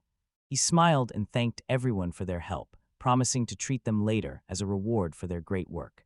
Michai said goodbye and left. The saint needed to go back to the temple, and Disha was busy with her work. The hero wasn't sure what to do next. When someone asked him what had happened, the hero said that goodbyes weren't the worst thing. Still, he felt really lonely this time, much more than when he was kicked out of the team. Back then, he didn't mind that people didn't notice what he could do. It was like nobody really understood him. But now, things have changed. He's become a leader among those who truly know him, and he's surrounded by people who are ready to stand by his side. Now he finally has true friends, and he's excited to go on new adventures with them. He said he has an idea to share. Yes, if they want to work together again. In the morning, the hero woke up, got dressed, and started making coffee while still yawning. A big, tasty breakfast was waiting for them on the table. The hero read in the newspaper that the fake hero didn't have much time left, and that it had already been 2 months since he was given his sentence. The hero accidentally coughed on his coffee, and the girl beside him asked if he was all right. Slad proudly announced that they had rebuilt the team, but after 2 months, they still hadn't done a single real mission. He really wanted some action, but instead, he just felt like he was getting worse. At first, he lived by his values, but eventually, he started using his position for his own gain. Now they don't just have a simple house, they own a giant mansion, and their meals go beyond basics, with plenty of delicious desserts. He believed the king's claim that he had already saved the world once, and these words confused him. Before he knew it, he let himself get swept away by carelessness, dragging others along too. He became so lost in distractions that he didn't even notice how serious the disaster was. The girl admitted they didn't have many adventures, but she still thought everything was amazing and showed him her adorable new outfit. The hero understood that a comfortable life isn't really made for chasing new adventures. Slad yelled, "How can someone have the power of an SSS rank and just use it for picking herbs and bothering goblins?" Ethica agreed. She was tired of it too. He wanted to know what she really thought. But she said she'd rather trust his judgment on this one. He noticed that Tika seemed lost, like a child who couldn't make choices for herself anymore. He encouraged her to get serious and actually focus on her work today. Erica came up to the boys and asked them to check out a new task. Mitcha guessed it was probably about fighting goblins again and said he wasn't interested today. Ramery added that she could help if they needed to gather herbs, but she didn't want anything to do with goblins either. Ethics chuckled and said they had something really interesting to share today. As the thief stared at the building, he doubted that anyone would really pay such a large reward for hunting 30 beasts. He thought there must be some catch, but the girl pointed out the sign below, which said that adventurers could be promoted from E rank to D rank. The real reward for this job was actually the chance to move up a rank. The girl yelled that if she made it, she would get the D rank. The thief finally understood what made her so excited. Ramery didn't mind, since Ithaca only had an E rank anyway, and taking on more jobs could help him level up. The thief thought that sounded all right too. The hero was glad to see Ithaca cared about improving her rank as an adventurer. The hero asked the witch if she could make extra potions this time. The boys cheered happily, and the hero saw just how tired they all were of running errands for the goblins. The hero said he'd go get Disha, and told everyone else to get ready while he was gone. A little while later, 2 men were having a sword fight. The brunette couldn't defend herself and went down. The announcer declared Eska from Renova village as the winner, and the crowd erupted with cheers. As the hero walked by, he noticed that people were already choosing the next hero. After Aries lost his title, people from around the world began showing up, each believing they deserved to be the next hero. But Disha does not seem happy about this whole selection process, and now someone unexpected has arrived. It was Dasha. When the hero saw her heading to do the laundry, he said hello and offered to help. She smiled and said yes. While he was helping her with the laundry, he wondered why the Holy Virgin was doing this chore instead of the younger students. The girl just smiled and said everything was okay. She chose to do it on her own. Yes, but why wasn't she watching the hero selection today? Disha said she didn't see any reason to watch it like this. She believed they wouldn't find the right person. Now, they were only doing this because they had faith in the famous hero of the old continent. It was really just a test of physical strength. But the girl believed that you can't become a hero just by chasing your own dreams. She thought a true hero is someone who does everything they can to help others and make the world a better place. People who just want the hero title won't make it through the selection process. The hero thought it seemed tough, but knew Aries wouldn't have it any other way. The girl wondered why he came to see her, and he explained that Ethica had an important mission to do. That's why Disha offered to help. He thanked her and asked what she usually did at the temple. She explained that, as he could see, there wasn't much for her to do. The priest handled most of the tasks, and people who really needed the Holy Virgin's help didn't usually come there. It was actually a very easy job. Overall, she thought the guys would benefit from it more, and she might even meet someone new who could fit the hero's role. The hero looked out the window and quickly understood how she felt. Soon, they all walked into the building. Disha was shocked to see the girl there and immediately asked what she was doing. She laughed and said her success was all because of her dedication and perfect skills for the job. When she saw the hero, she quickly jumped over the counter. The saint yelled at Slad to get away quickly, warning him that the woman was really dangerous. When she noticed she was close to the hero, she smiled and said it had been a while since they last met. She asked how he was doing and if everything was all right with him. The hero couldn't remember who she was, even when she reminded him that she once confessed her feelings to him, but he still had no idea what she was talking about. He finally realized that she was actually talking about that marriage comment. The girl said her name was Selenia and said sorry for not telling him before. He asked why she was in the Capital Guild, and she replied that she heard he was in the capital and couldn't let him leave no matter what. She told him to be polite, reminding him that she had worked hard to boost sales and had earned her place at this branch. He told Selenia that her determination was incredible, but there was something else. Then he stopped talking, noticing that everyone already understood what he meant. Nietzsche found their relationship fascinating. When Romri heard about their marriage, he asked if they truly planned to tie the knot. Meanwhile, Disha suspected he was cheating, even though he was actually honest, and she felt frustrated by the situation. The hero said he isn't seeing anyone and isn't in a relationship with Etika either.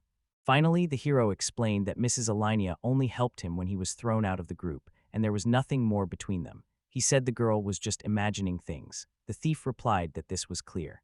The hero then questioned why he got beaten up in the first place. Selenia told the hero he was a bit dull, but she decided to let it slide and forgive him this time. She forgave because she wanted to become a caring and loving wife for her future husband. She dashed off so fast that everyone was left stunned. Selenia told Ethica she wanted to move up in rank by taking on an orc hunting mission. Vors commented that Selenia made it sound unusual, as if it was an odd choice. Selenia responded that it wasn't true at all. She explained that she's a professional who always matches tasks to each person's skills, and she would never give such a difficult job to a team led by Mr. Slads. The guy asked her to drop the subject. The boy turned to the group and wondered when he became the leader. Nietzsche replied by asking, "Well, if not you, then who?" The boy had never led anyone before and wasn't sure he was up for it. Together, they looked at their mission. They had to defeat 30 orc scouts close to the Hyder Mountains. They realized this mission came from the royal army itself. The mission is to take out orc scouts from the Demon King's forces. You get paid for each one you defeat, and the rewards are much better than what my guild usually offers. Plus, this job will help you raise your rank. All you have to do is find the orc camp and get rid of the scouts there. The hero figured out that defeating an orc would earn them 180 gold, plus a bonus of 150 for finishing the quest, which seemed like a great deal. The thief disagreed, saying that no matter how many missions like this they accepted, it never ended well. Even when they defeated a dangerous hobgoblin, who was as tough as any orc, they barely made any profit. The girl laughed and said they didn't have to do it if they didn't feel like it. The other group had already gone to look for the camp. I shouted in surprise, realizing anyone could join the mission. Selenia explained that if the other team defeated enough orcs first, Ithaca would lose her chance to level up. Kai tried to negotiate for a bigger reward, but it was useless because someone else had already accepted the job. In the end, another group of adventurers would just come along and complete the mission for the original payment. Kai complained that the reward was too low and joked that these people were stingy, not the royal army. The hero finally understood why killing orcs was required to move up in rank. The royal army set this rule on purpose, so more adventurers would join in. These warriors would one day become another army. The thief commented that, as expected from the hero, he was quick to figure out their real plan. The girl claimed she'd just gotten to the capital and didn't know what he meant. The hero knew she was lying, but she stayed calm. Still, she suggested joining the task if they wanted to raise their rank and asked if they were in. The hero finally said yes, and she was just about to seal the deal. Shichik nudged her to get up, and asked what kind of reward you get for defeating mutants and rare monsters. Selenia explained that everyone gets paid the same for any job. The thief replied that if that's true, it's better to stay away from dangerous monsters like those. He sarcastically added that maybe some D-rank team can handle fighting an orc giant or orc tyrant then. The girl asked them to wait a moment. She said that adventurers should support each other and set a good example for younger people. Shech agreed, but said keeping themselves safe comes first. In the end, it's up to the group to choose if they want to join the fight. He asked if they truly had no choice but to help. The hero knew exactly what he meant. Adventurers sometimes helped each other out of kindness, but nobody wanted to make it their responsibility without getting paid. After all, for adventurers, this was their job before anything else.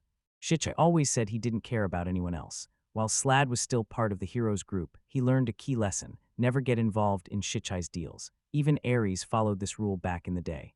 She lied, saying that Slad was an SSS-ranked adventurer, and that someone so respected deserved to be paid much more.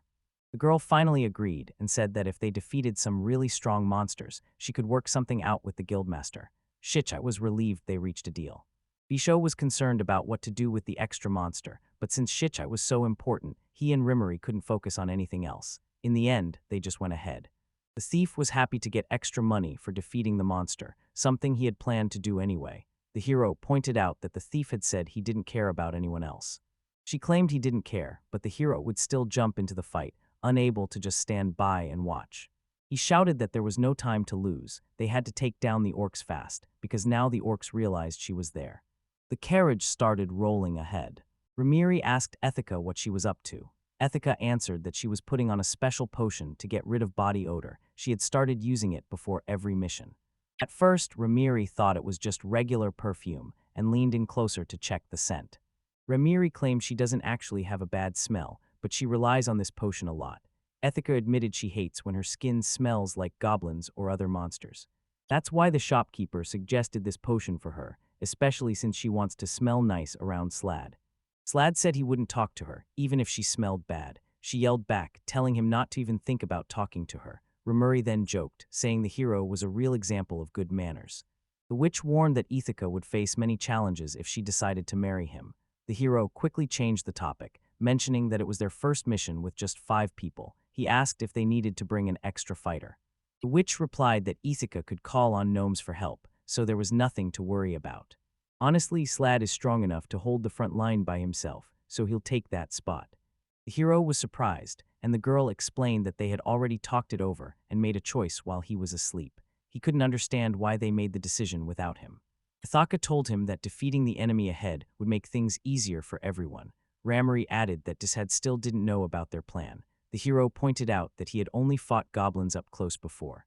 The girl reassured them that things were okay and they'd find a way out. Disha, who was riding in front, spotted someone hiding behind the rocks up ahead. The thief thought these people might be bandits. Disha mentioned that her ability to sense demons wasn't working, and she couldn't detect any strange energy. The girl encouraged him, saying this was his best moment so far.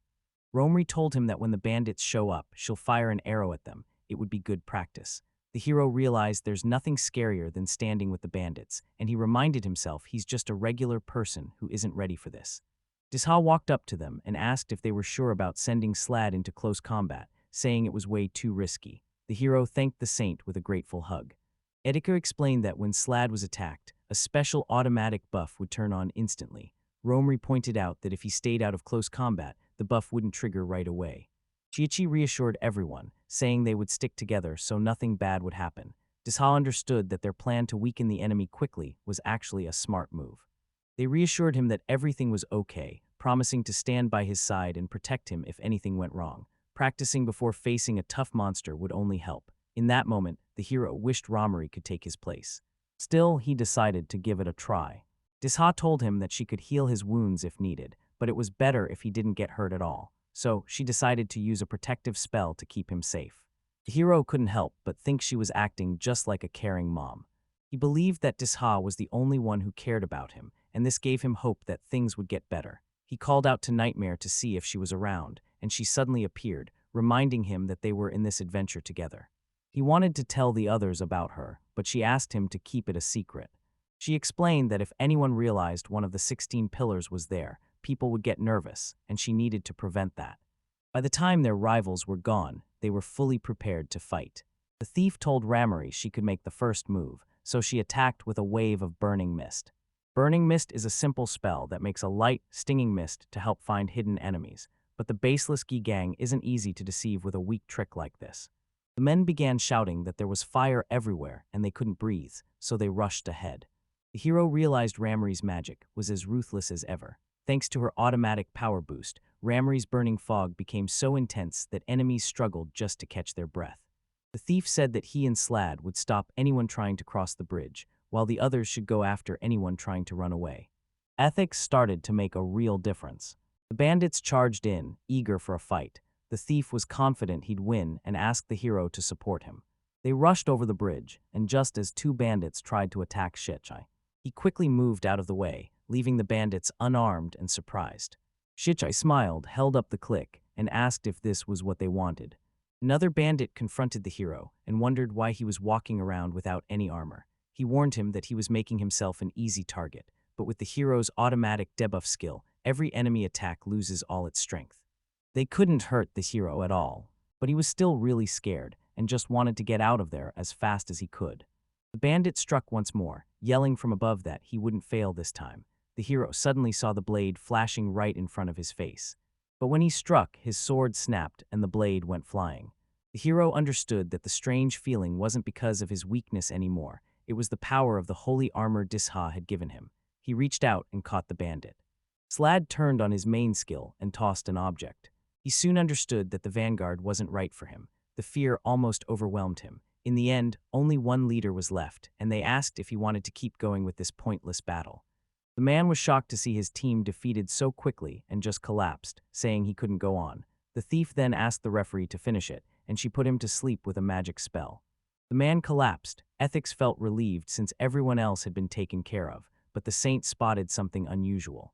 Slad was lying on the ground, trembling, and they asked if he was for real. No one really knew who had won. She was surprised that just one fight could leave him this tired. He told her not to pity him. Ethics tried to cheer him up, pointing out how easily he could beat goblins, but that didn't make Slad feel any better. They eventually understood that putting Slad in the vanguard wasn't smart. He's not great at fighting on his own and only manages because he's constantly boosted by magic.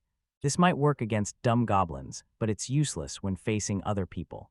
The witch told him she was sorry and admitted she shouldn't have pushed him. He replied that it wasn't her fault and that he thought he could handle it himself. She said that even with everything that happened, he's still her hero.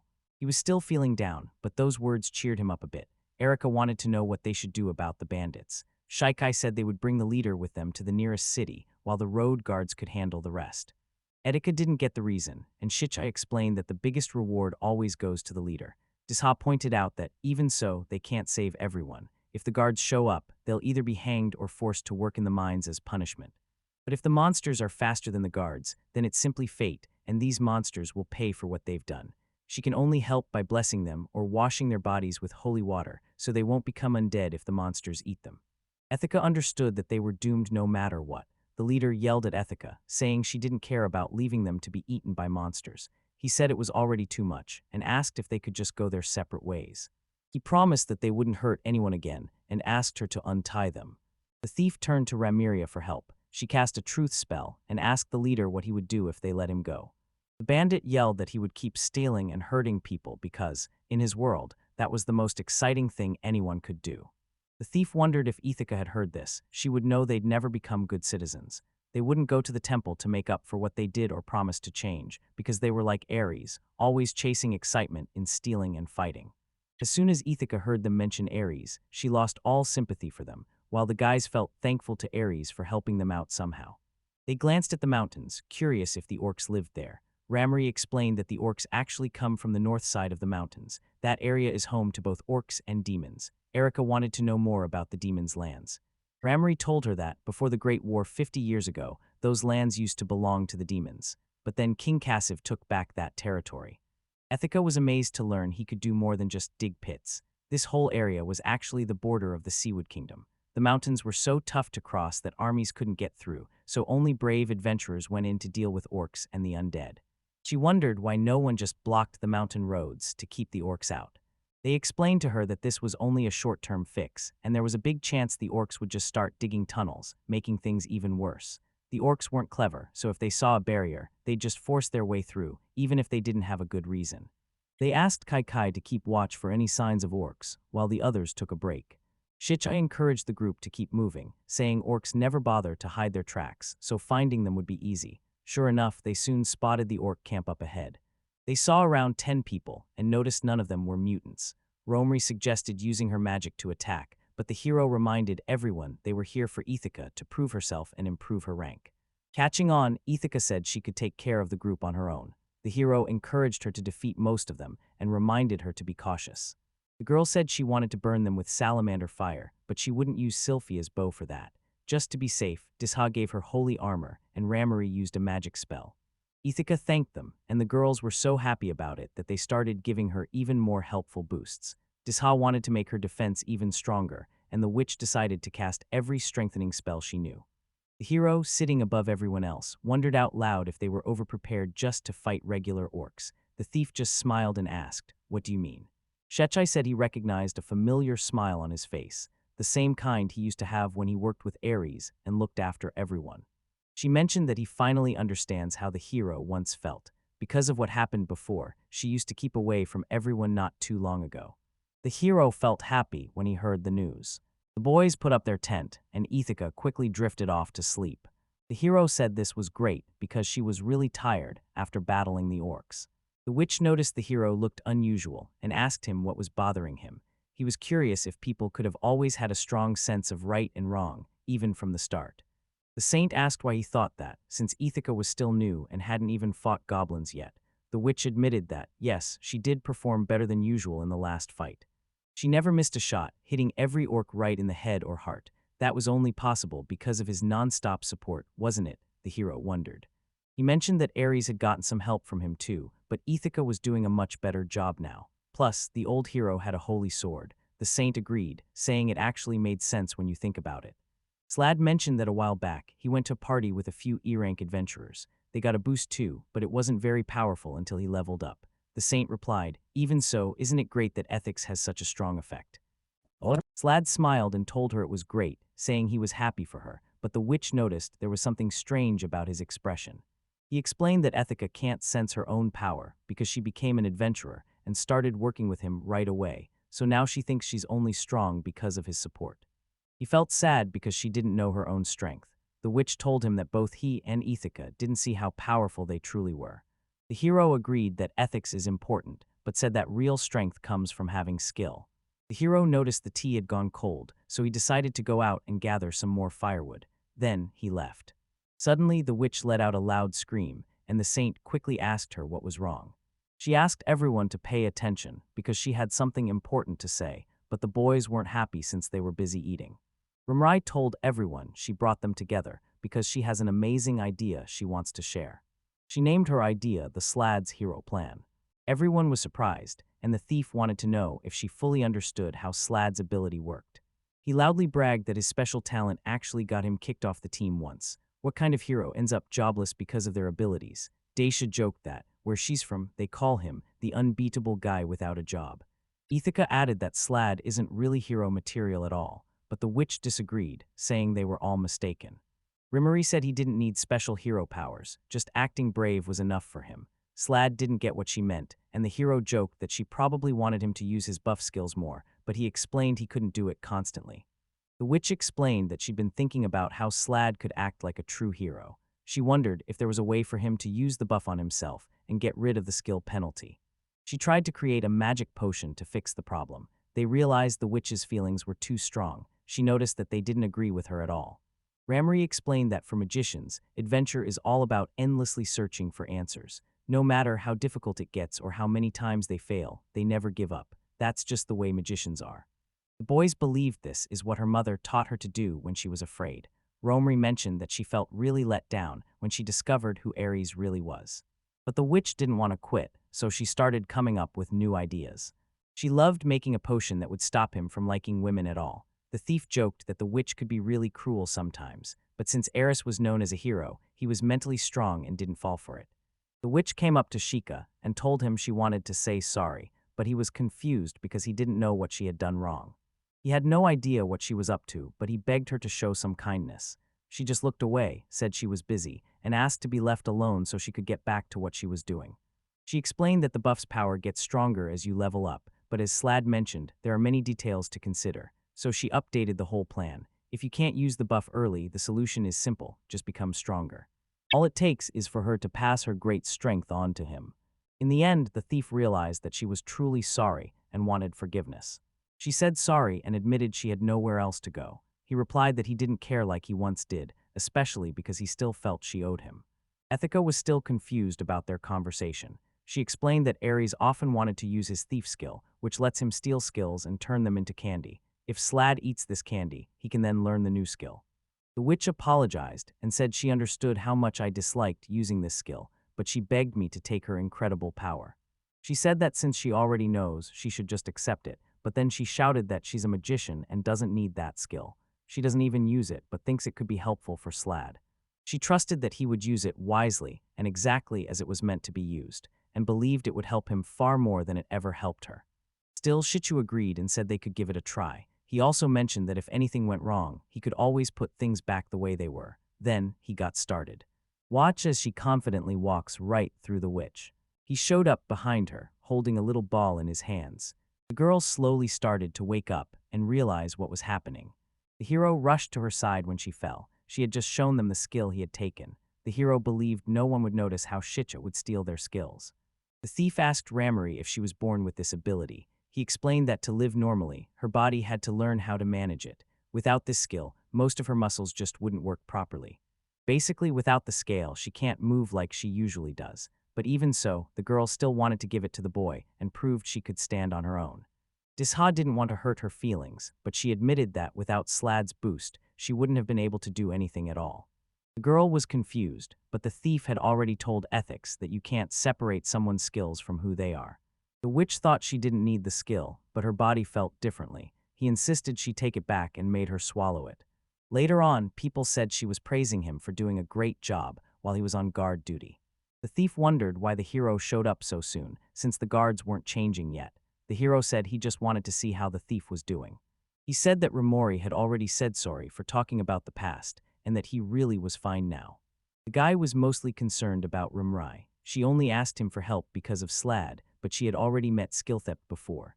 She should have known that bringing this up might cause tension in the group. In the end, helping him meant more to Ramari than anything else, even their whole team. Maybe she wasn't even aware of this herself. The hero didn't really believe this. He thought the witch cared about everyone in the group the same way, and that their team was one of the only places where she, being a half-blood, truly belonged. She asked if the hero remembered how Ramiri became part of the group. In the beginning, Ramiri was interested in Aries, but his act of being nice faded quickly. The hero remembered how, after she found out the truth about Iris, he supported her every single day. His wish to help only grew, and he was no longer just a friendly helper who carried her things. But after the heroes rescued her from the demons, she changed her mind and felt truly grateful to him. Shetcher admitted their relationship got much better after Romri discovered his true abilities, and her eyes even sparkled with excitement. She was thrilled to find out that the person she admired wasn't just a kind porter, but actually an SS-rank adventurer. Just then, Romri spoke to him. She said she wanted Slad to be a hero, and jokingly called him a hero without a job. He didn't really get what she meant, so he just brushed it off. Out of everyone, Ramuri was the one who looked up to this hero the most. The thief also mentioned they should watch Ramuri closely, because she still wasn't planning to give up on her idea. She told him good night and called him a hero before leaving. Slad was surprised that Ramuri thought of him this way. Even though they're teammates, there's still so much he doesn't know about them. The Aries incident brought them closer, but they still have a lot to learn about each other. The next day, Disha warned that 6 monsters infected with miasma were up ahead, so the thief rushed forward to scout the area. Ithaca mentioned she thought Disha's quick thinking was really impressive. He didn't get what she and the saint were talking about, so he suddenly asked why she wouldn't just say it directly to him. She admitted that having the power to steal abilities sounded amazing to her, which is pretty understandable. Ethics was shocked to learn that he could not only take other people's skills, but also give them away or use them for himself. Disha found this unbelievable, but what happened next amazed her even more. After what happened yesterday, she realized she could face anyone and come out on top if she really tried. Ramiri and Ithaca didn't quite believe her and thought she was just making things up. So Sveta gave them an example and asked Ithaca what she would do if Shichai suddenly took her spiritual priestess skill. Ithaca immediately shouted that Shichai would never do such a thing, but Disha pointed out that it was just a what-if situation. But Ithaca didn't even want to think about it. If that happened, they couldn't stay friends anymore. On top of that, Disha explained that a spiritual priestess can actually talk to other spirits. That means Ithaca could lose everything, just like Slad did. Slad knew this was a logical thought, but it still felt painful to hear. Disha explained that she would lose all her class powers, like summoning spirits or using magic, just as she lost her holy and witch abilities. Adventurers, much like demons, get their strength from special class skills they earn while traveling or taking on challenging quests. The saint explained that a true witch can use every kind of magic, but there's nothing to gain from Sad since his special abilities can't be taken, and he doesn't have a class or any class-based skills. The hero shouted that he could use tricks like provoking or throwing, but those abilities could be taken away too. However, the witch pointed out that these were just basic skills Shicha already knew. Suddenly, the hero felt left out. Then Shicha finally came back. The girls quickly gathered around him, showering him with compliments and saying how much they cared about him. The guy shouted that they were getting too close and that he felt uneasy. The saint reassured everyone, saying fortunately, Shicha was a kind person and would never use his powers to hurt those he cared about. The man asked if he could finally share what he saw. He said there were 6 figures up ahead, and they were all high orcs. The saint was surprised, saying she never expected high orcs to come into the kingdom's lands. She then asked Shika if he'd seen the royal army, but he replied that he only saw their gear, nothing else. Ethics was amazed by their strength, but the witch explained that high orcs are actually a kind of demon. People often call them mutated orcs by mistake, but in reality they are demons, not regular monsters. Normal orcs have different roles, but every high orc is a fighter. The hero warned that their class abilities make them dangerous. Ithaca agreed and said they should be extra cautious. The thief told her not to worry since their enemies don't even know they exist, so they still have the element of surprise. Disha added that winning won't be easy, but they have some advantages. The witch reminded Ithaca that she had managed to corner Zurhani before, so she's sure Ithaca can deal with this situation too. Ithaca relaxed as she remembered she had faced this demon before. Soon after, she boosted her speed. She called up a fireball and hit her enemies with it. The boys watched the battle and saw that their help wasn't needed. Ithaca smiled, feeling confident because everything seemed easy. Disha agreed, saying that without obstacles, fighting the monsters was much simpler, and she believed it was all thanks to Ithaca. The hero replied that he liked the thought of landing the final hit himself, which was why Rimmery didn't get to use her strongest magic. The saint added that if they needed more protection, they could always call on the gnomes or make Sad lead the way. But the hero didn't want that. The enemies never even got a chance to use their magic. They were stopped from the very start.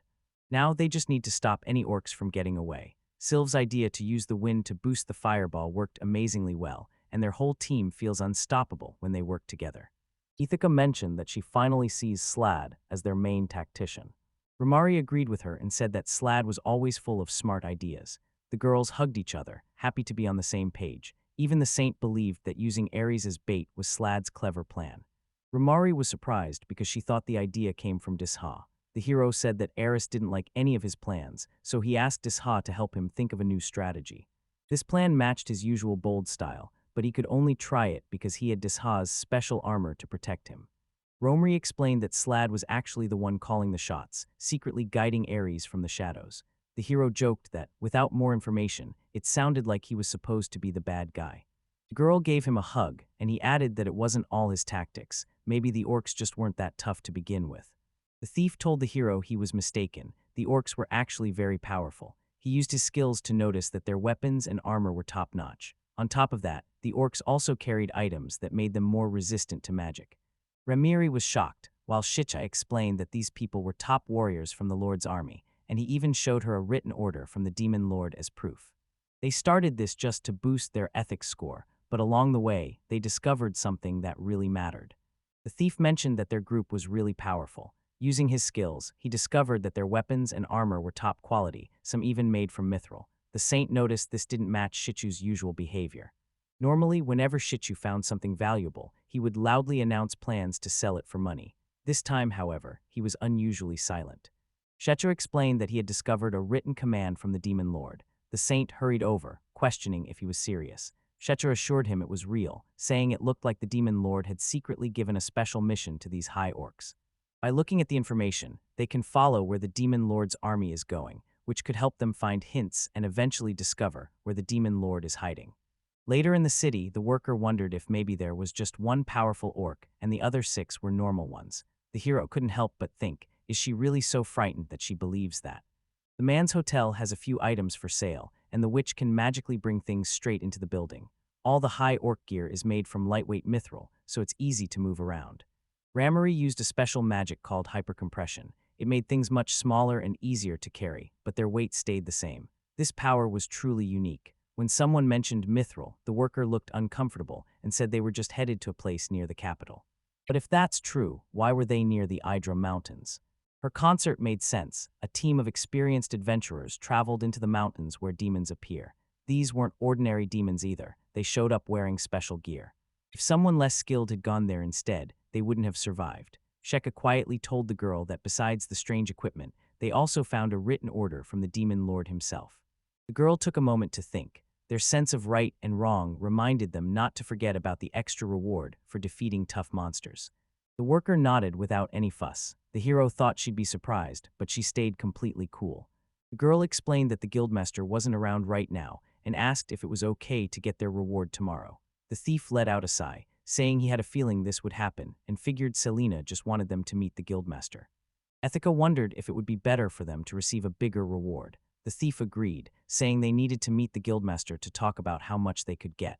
However, Selena had already tried to introduce the thief to the guildmaster earlier. He explained that at least their goals didn't clash. Ethica pointed out that it looked like Selena had tricked them, but Shichai disagreed, saying he was able to secure a good reward for everyone. He reminded Ethica that true negotiation is about finding a solution that works for both sides, and insisting on getting only what you want isn't the mark of a true professional. Selene apologized and promised to buy them dinner, hoping they could relax and enjoy a good meal after their long trip. Ithaca yelled at Selene to stay away from the hero, but Selene just smiled and said there was nothing for Ithaca to worry about. Everyone raised their glasses, celebrating better morals. Disha turned to Shichai and asked how many mugs he'd already had, and the witch teased him, saying he drank like an old-timer. Shichai asked Ramery who else drank such sweet drinks like hers, and Ramery answered that it was Outswile, which is a really strong drink. The saint told them to stop pouring more, noticing that Ithaca was already starting to feel sick. She said she was okay, but deep down she really was. The saint looked at the hero and asked why he didn't act with integrity. The hero was confused, not seeing how it involved him. Expensive hotel wine is nice, but it can't beat sharing drinks with good friends. The hero doubted he could ever relax in a tavern like a normal adventurer again. Meanwhile, the thief pointed out that they were getting closer to their goal. The witch wondered if he just wanted to help Ethica level up, but he called her silly for even thinking that. He wanted everyone in the group to reach S rank. The saint told him that having a rank would be enough to accept any jobs, but the thief argued that if they were S rank, they could skip all the paperwork and hassle. They won't let their situation control them and will do only what truly makes them happy. Someone apologized to them, and then a man asked the hero if he was perhaps a slave. The hero nodded and said it was really him, but he felt a bit uneasy. The man smiled, reassuring him that there was no mistake and that meeting him was a stroke of good luck. The hero respected the darkness, sensing that this man seemed to radiate it. Even the deepest night couldn't match the shadows surrounding him, as if the piercing eyes of a raven were staring straight into your soul. The man told the hero he had some truly amazing news for him. The hero explained that he and his friends were celebrating their recent promotion and asked if they could talk later. The man was surprised, since he knew the hero was already SSS rank. Then Slack clarified that the celebration was for his teammates, not for himself. The man hesitated and claimed that this group wasn't worthy of being called his comrades, saying he needed teammates who would stand by his side all the way to the top. The hero grew angry, upset that someone could insult his friends like that without even sharing his own name first. The hero was angry at his impudence. The man asked really, and the hero does not remember him, and introduced himself as vice the leader of the clan of Pura Triumph, known as the Black Raven. He asked if the hero still remembered him. A clan is a group made up of several teams of adventurers. They share tasks from the guild, and together they can go on special missions that only clan members can take. This group isn't officially recognized by the guild, but it's allowed to exist. The hero admitted he had never heard of it before, which surprised Weiss. Shikai explained that the Pier of Triumph is actually one of the most powerful groups in the kingdom, mostly made up of top-ranked adventurers. White said he was speaking to Mr. Slad, not Shichai. The thief answered that if White wanted to capture their leader, that wasn't going to happen. The others listened closely, worried about what was being said. The thief secretly crossed his fingers behind his back. In most groups, people have special signs or signals that only they understand, like the one Shichai made, telling others not to react to provocations. That's why someone suggested it would be better for Shichai to handle this privately if he really knew the people involved. He should realize that interfering wasn't the right choice. She replied that she didn't think the leader of the Black Raven II would come himself to recruit anyone, and wanted to know who told him about Slad. The Raven said their source wanted to remain secret, and that this information was only for the clan. He looked at the hero again and asked if he wanted to join them. The hero answered that he was happy with his current group and didn't want to leave. Weiss replied that he would go for now and suggested that the hero should spend more time with his group before making any big decisions. Ethica spilled her drink all over Weiss. The hero was panicking inside. Even though Ethica recognized the hand signals, she was too drunk to make sense of them. She shouted that she didn't know who he was, but she refused to surrender to him. The man grabbed her by the neck, called her rude, and said he could tell she didn't have any manners. He asked her if she wanted to know how many cheap dresses like hers could be bought for the price of the one expensive suit of his that she had just ruined. Slad, looking angry, told him to keep his dirty hands off ethics and say it again. Weiss was impressed by how much control Slad had. He let the girl leave and told him he didn't want to be his enemy at all. Shechai wondered just how much the Black Raven actually knew about Slade. Weiss mentioned he was sorry things didn't go well when they first met, but reminded her that he wasn't saying goodbye to Slade just yet. Why did he believe the hero would eventually come to him on his own? Isika loudly promised she'd pay him back for his ruined clothes, no matter the cost. However, she said he would never meet Slaughter again. Weiss apologized for all the trouble and asked her to accept it as his way of saying sorry.